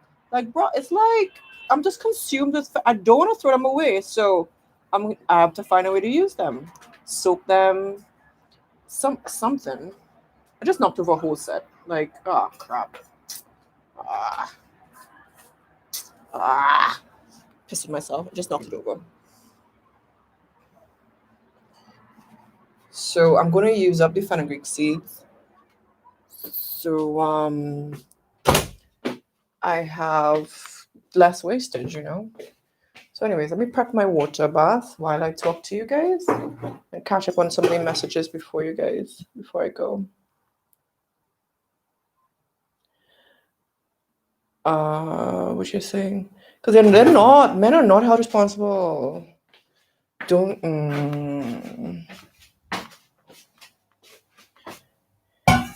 The funny thing is that I already told them several times that they are so stubborn and controlling. They really do. Parents really do think they know best, right? And for some things they do. I'm not denying that. We love having to set some heavy boundaries, I think, but I'm scared. Yeah. Especially at that age. Yeah. You're an adult now, and the only way to prepare to be adult is to be a natural adult and do adult things, right? So it's gonna be scary, I think, but I think it will be healthier for you in the long run. I wish I had even moving out of my family's house. I should have done that. So, when I moved out and I lived by myself. When I moved out and lived by myself for the first time, that was the most liberating thing I've ever done. It was expensive, but it was the best thing I could have done for myself because I loved living alone. When I first moved out, loved living alone. It was amazing. All right, so I'm setting up a water bath. My fenugreek seeds. I have so much fenugreek seeds, like I can't throw them away. All right, so let me see.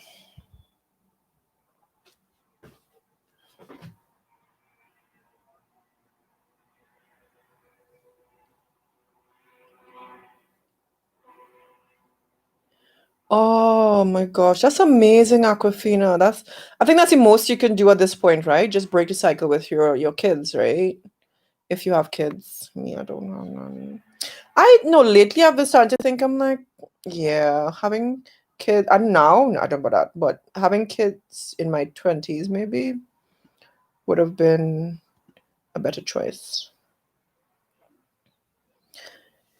But I can't imagine trying to get divorced from this guy if I had kids with him when I was in my early 20s. Oh my god. That would have been a battle if what we were going through with no kids for our divorce, I can't imagine what would have happened with kids. Could you imagine? I can't even imagine. Oh, y'all want to see the aloe plant? I'll show you the aloe plant. Oh, although I showed you a picture already on my YouTube community page. I showed you guys my channel, my aloe plant. Sorry, so I kind of salvaged the fenugreek seeds I knocked over on the floor. Oh,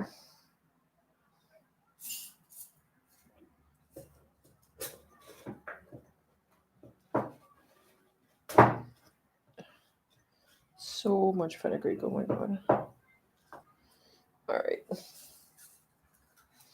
All right. So I kind of made a water bath to get them to boil somehow without actually boiling in a pot. Let's see how that works out. All right. So let me see what you guys are saying. Life is tough. So I was the only one of my friends that was a virgin at marriage. However, I wish I knew what I know now. Who would have married? Ooh, people. Y'all are like, y'all are really getting into it today. Yeah, you're gonna what? Yeah, it's a lot. Oh, I'm glad you guys have fun watching. Like, some people come on, they're so rude. You're like, this is too long. Why is it so long? It's a live stream. I know 3 hours is actually it is too long. I will agree to that. But sometimes it's like a half an hour. It's a live stream. What do you think it's going to be? 5 minutes? It's like a podcast, right? I should call it a podcast. Is what I should do. Is it the same aloe? No, it's a new plant I just bought. You can't wait to live alone, peace of mind. And yes, you get a peace of mind. Aw. Okay. This is my aloe plant right now. So this is the one I bought recently and I potted. It came in like a huge box. I did like a little vlog style thing so you could see it. But that's what it looks like right now. And yeah, it's a nice sturdy. You could see it. It's a really nice sturdy plant I have. Thick leaves. I probably need to put some water. Oh, no, I know I need to put. Oh my god, this leaf, is he okay? He feeling like he's struggling. Is it even alive? I don't even think this leaf. I feel they sent me like, oh my god. Okay, no. They said I feel as though they cheated me in this aloe plant. Like only a few of the leaves. Okay, two of the leaves, the end of them, they were sort of rotten. So I just had to cut it, like a little bit I had to cut off. But I feel as though they sent me the plant rotting. And then these two leaves, they're literally like dead, like half. There's nothing in it. It's like thin as paper. I'm not realizing this. Let's see if I can turn it for you to see. I don't even think they're alive. I think they're dead. This plant, this here is thin. It's so thin. And then this one here. I also think they sent me an infected plant, to be honest. It's not as healthy as the ones I've had before. I feel as though they cheat me on this one, but you know what? You know what? Whatever. Could you imagine having to send back an aloe plant? Can you imagine returning an aloe plant? Bruh, no. It's too much. How much did I pay? I paid like 20 US for this. Whatever.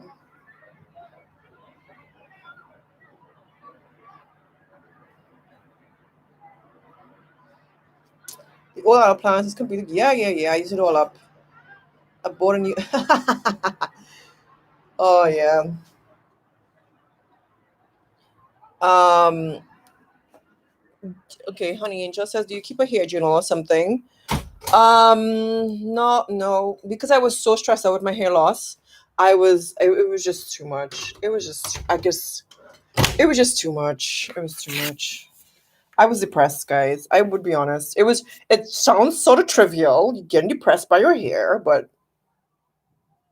and that's the other thing too. I didn't want to become that person, and I became that person.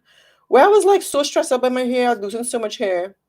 But I knew too it was something internal and I just couldn't figure out what was going on. But now that I have it under wraps, it's a lot better. So no, to answer your question, I don't really do a hair journal. I feel as though my hair journal is whatever I put on YouTube. That's my hair journal. That's what when my dad told me to get, so I did. Ooh, Aquafina is like, ooh, I've been accumulating things for years. So when he say, oh my God.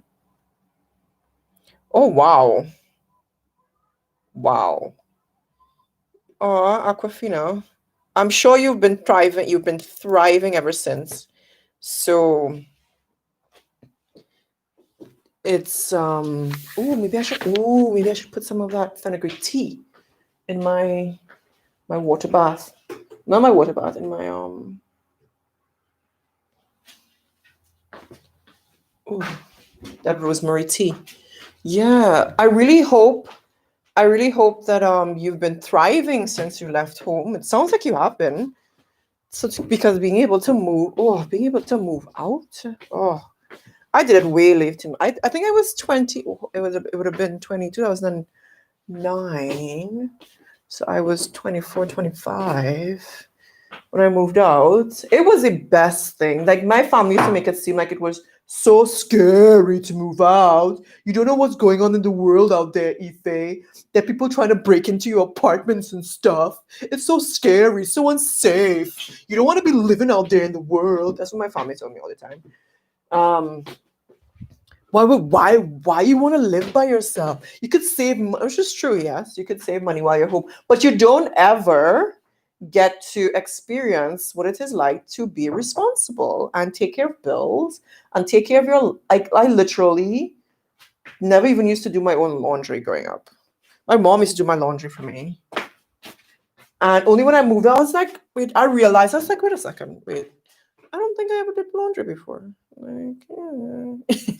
Yeah, I would do laundry once in a while, but most of my time my mom would do it. So I didn't really have to. I should say I didn't really have to do it. I did it once in a while, but I didn't have to. My mom would do it. Pay bills, be responsible for having to pay electricity. Like these little things, like all those things are growing. Like yeah, dating while owning your own place. So I did not move in with anybody. I lived by myself, and my ex he visited. That's like yeah. Stainless steel is okay. When they say metal pots, they're generally referring to aluminum, which can contract with Ayurvedics the same way aluminum counteracts with soaping. Stainless steel. Stainless steel. I don't think this is stainless steel. This pot, I think is the old like. This pot is what I boil my stuff in. Is this good, people? I don't think so. I see stains in it, so that means it's not stainless steel. I don't think it's this. Can I use this, people? I don't think so. I don't think this is stainless. This is like some old pot I found in some. I don't know what store. Where did I find this? Where did I find this? Some store in China. I picked up a pot. I probably need a new one. I've had this since I got here in China. I probably use that for my recipes and stuff. That looks like stainless steel. Really, really. This whole thing, this old Chinese pot. I don't know. How do you know when it's stainless steel? Because I see stains.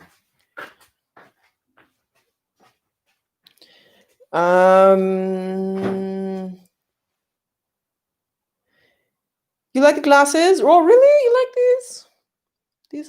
Yeah, I got these maybe a couple months ago. Just over 2 months ago, I got these.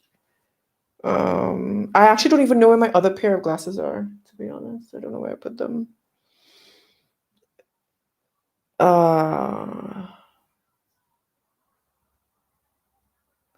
Oh my gosh. Oh.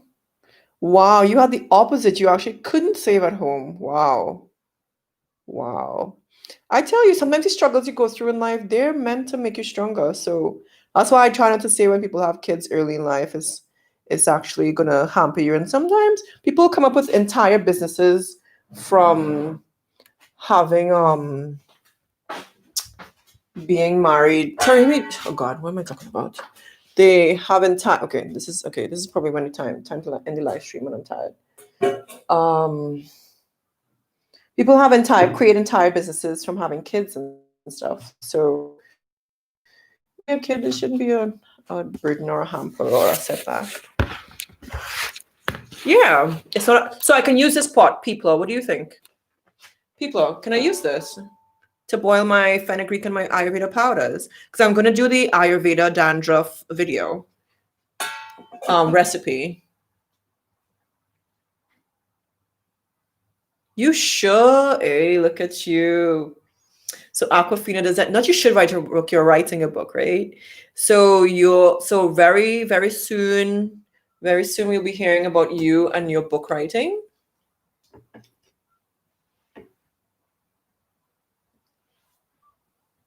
I don't think it's. I think it's just some sort of metal. I don't know. It's China. I'm living in China, guys. This is China.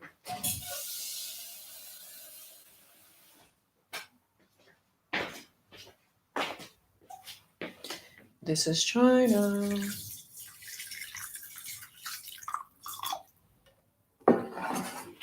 I don't even know the measurements for this recipe. Let me see.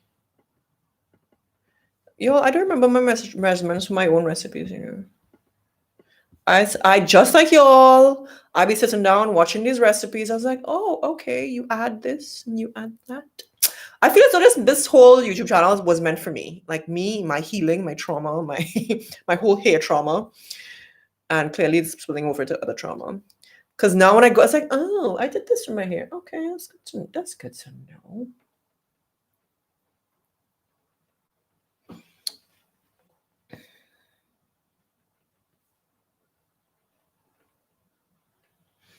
All right, so why is my hair so short? I mean, why's my not short? Why's my internet so slow? Okay.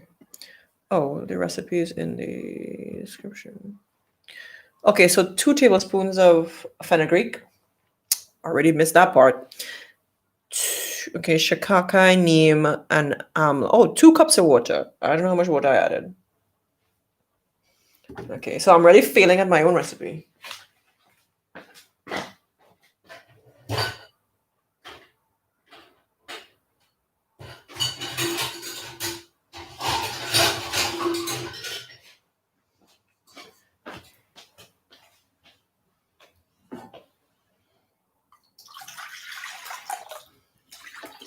Okay, that's I guess that's two cups of water. So all right, so I'm making, so right now, so if you're now joining my live stream, you'll be wondering, oh, what am I doing? So I'm making my,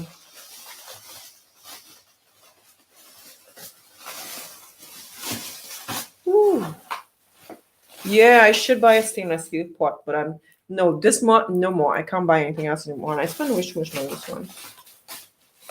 Anyway, so I'm adding my powders. So I'm going to add, based on my recipe that I have here.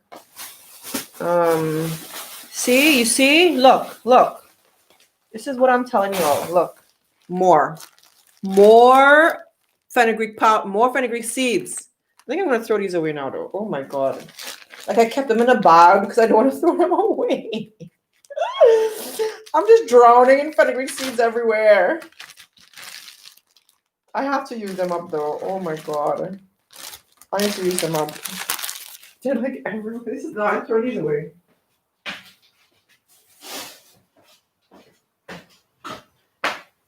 Like no more, man. They're like, I feel like I'm drowning. So neem. I need neem. I need, is this amla? No. Is this, where's the amla? Oh, okay, I'm guessing this is the amla. Okay, yeah, amla. Oh shit. Oh crap. Oh my God. I really forget how long my hair used to be until I start doing these videos, man. Okay, so amla, neem, fenugreek, water, and shikakai. Okay. Shikakai.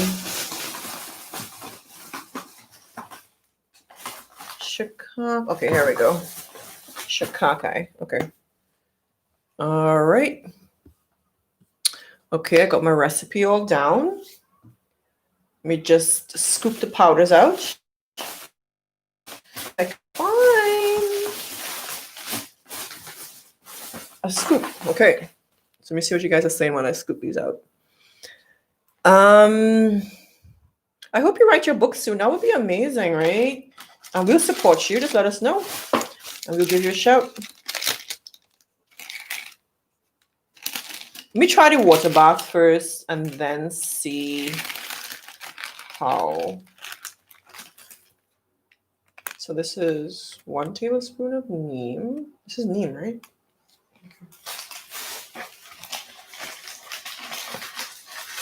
Oh, do I need more neem? Okay, 1 tablespoon of amla.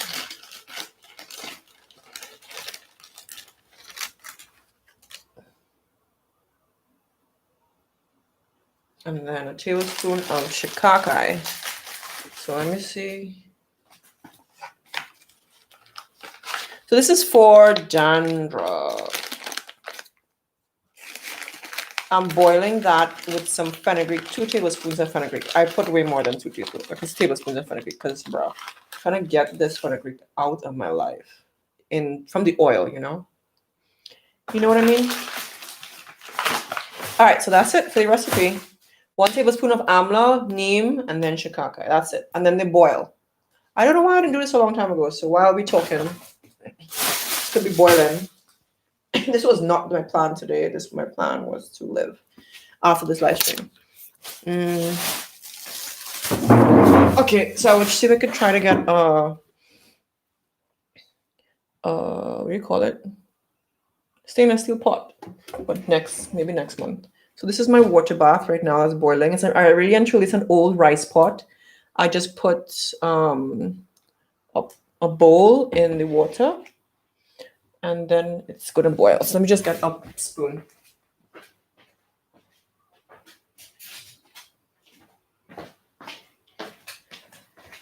I feel as though I should end this live stream and start again. Oh, God. Oh, the water bath isn't working. It's working well, actually. Let's see.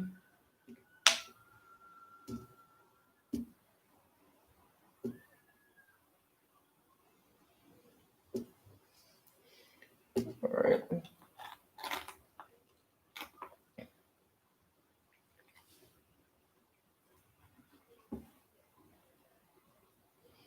All right, so right now I have the leftover fenugreek seeds because, bro, we need to use this up. Yeah, I used to do that, make a conditioner out of these seeds. Yeah, I'll do that. I'll do that at some point. I have a video on that too somewhere. I have way too many videos. And then you're still asking me for more videos. Bruh. People haven't even watched the videos that I put up already. Eva, can you post more videos? Like I did.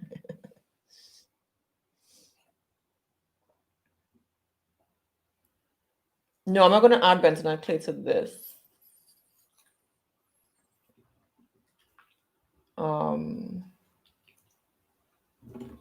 Although because of you people, I started doing bentonite clay masks every 6 to 8 weeks. No, not you can't sprout the fenugreek seeds that you soaked in oil now. Please, I hope. That would be weird. Ooh, and gross. All right. So I'm going to let this. Yeah, it's an old rice pot that I repurposed. I was going to throw it away. I kept it for a bit and I was like, huh. And we started to do these. That's when I started to make the hot oil treatments and stuff. And It just made sense to just use the old rice pot. And I got a new rice pot too, so it's just fine. So let me show you guys. This is what it looks like. So this is the water bath here happening with the fenugreek seeds. It had some rosemary in there as well. Amla, neem, and shikakai powder. So it's really good for. So I'm just gonna leave that there. Let it boil away. If it seems to be doing just fine right now. I want to cover it over though, so it'll boil faster.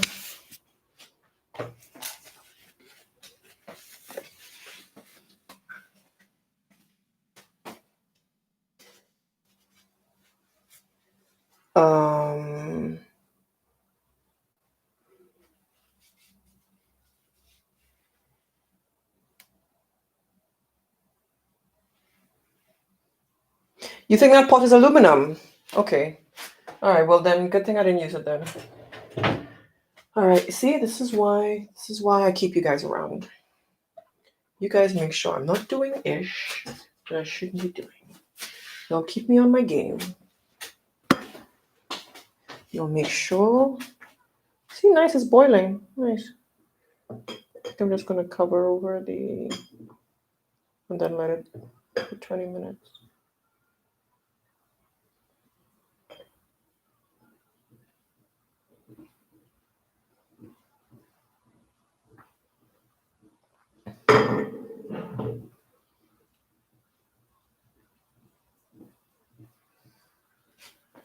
Maybe half an hour, who knows? Okay, guys, I think I'm gonna wrap it up here.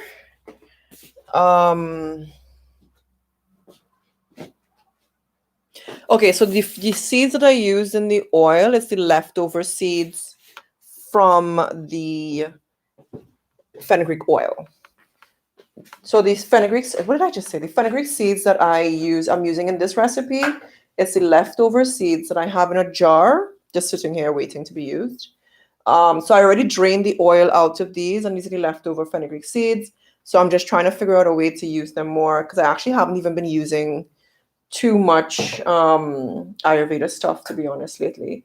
But as I said, I was taking a break from my aloe vera treatment this week, and I wanted to do something a little bit different. I wanted to just break up the whole situation a bit, and I wanted to also use up some of the fenugreek seeds. So I used the leftover seeds from the oil, the fenugreek seeds, and I put them in. Oh, what the hell are you doing? This is aggressive. Okay.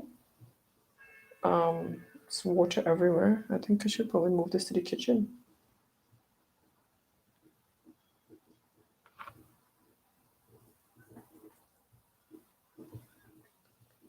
Yeah. So the leftover seeds, yeah, I just wanted to find a way to use them. All right, so guys, this is it. Okay, let's go. I feel sorry for whoever has to watch this live stream now. I have to go through. I feel sorry for me. I have to go through now and put time stamps. See, this is it. Timestamps for what we talked about in the video. You all don't feel sorry for me at all. Yes, used fenugreek seeds, people.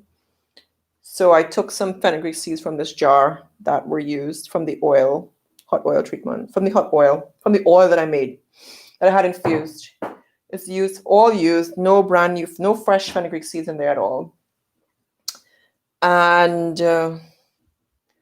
yeah, only used fenugreek seeds in that mixture. But it's time to go. I have to go do the timestamps now, and I had to edit a video for y'all because I made promises. Because I have to edit the video on the supplements. Okay.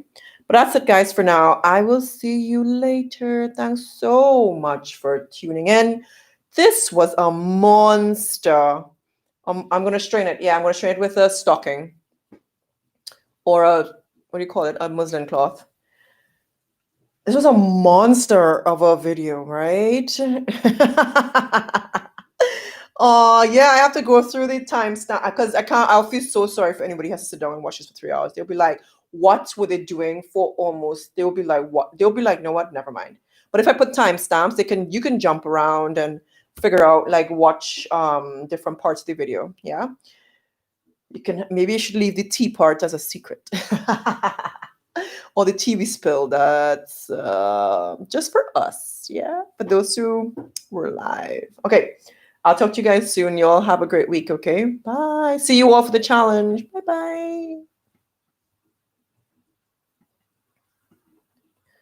You can edit. Oh.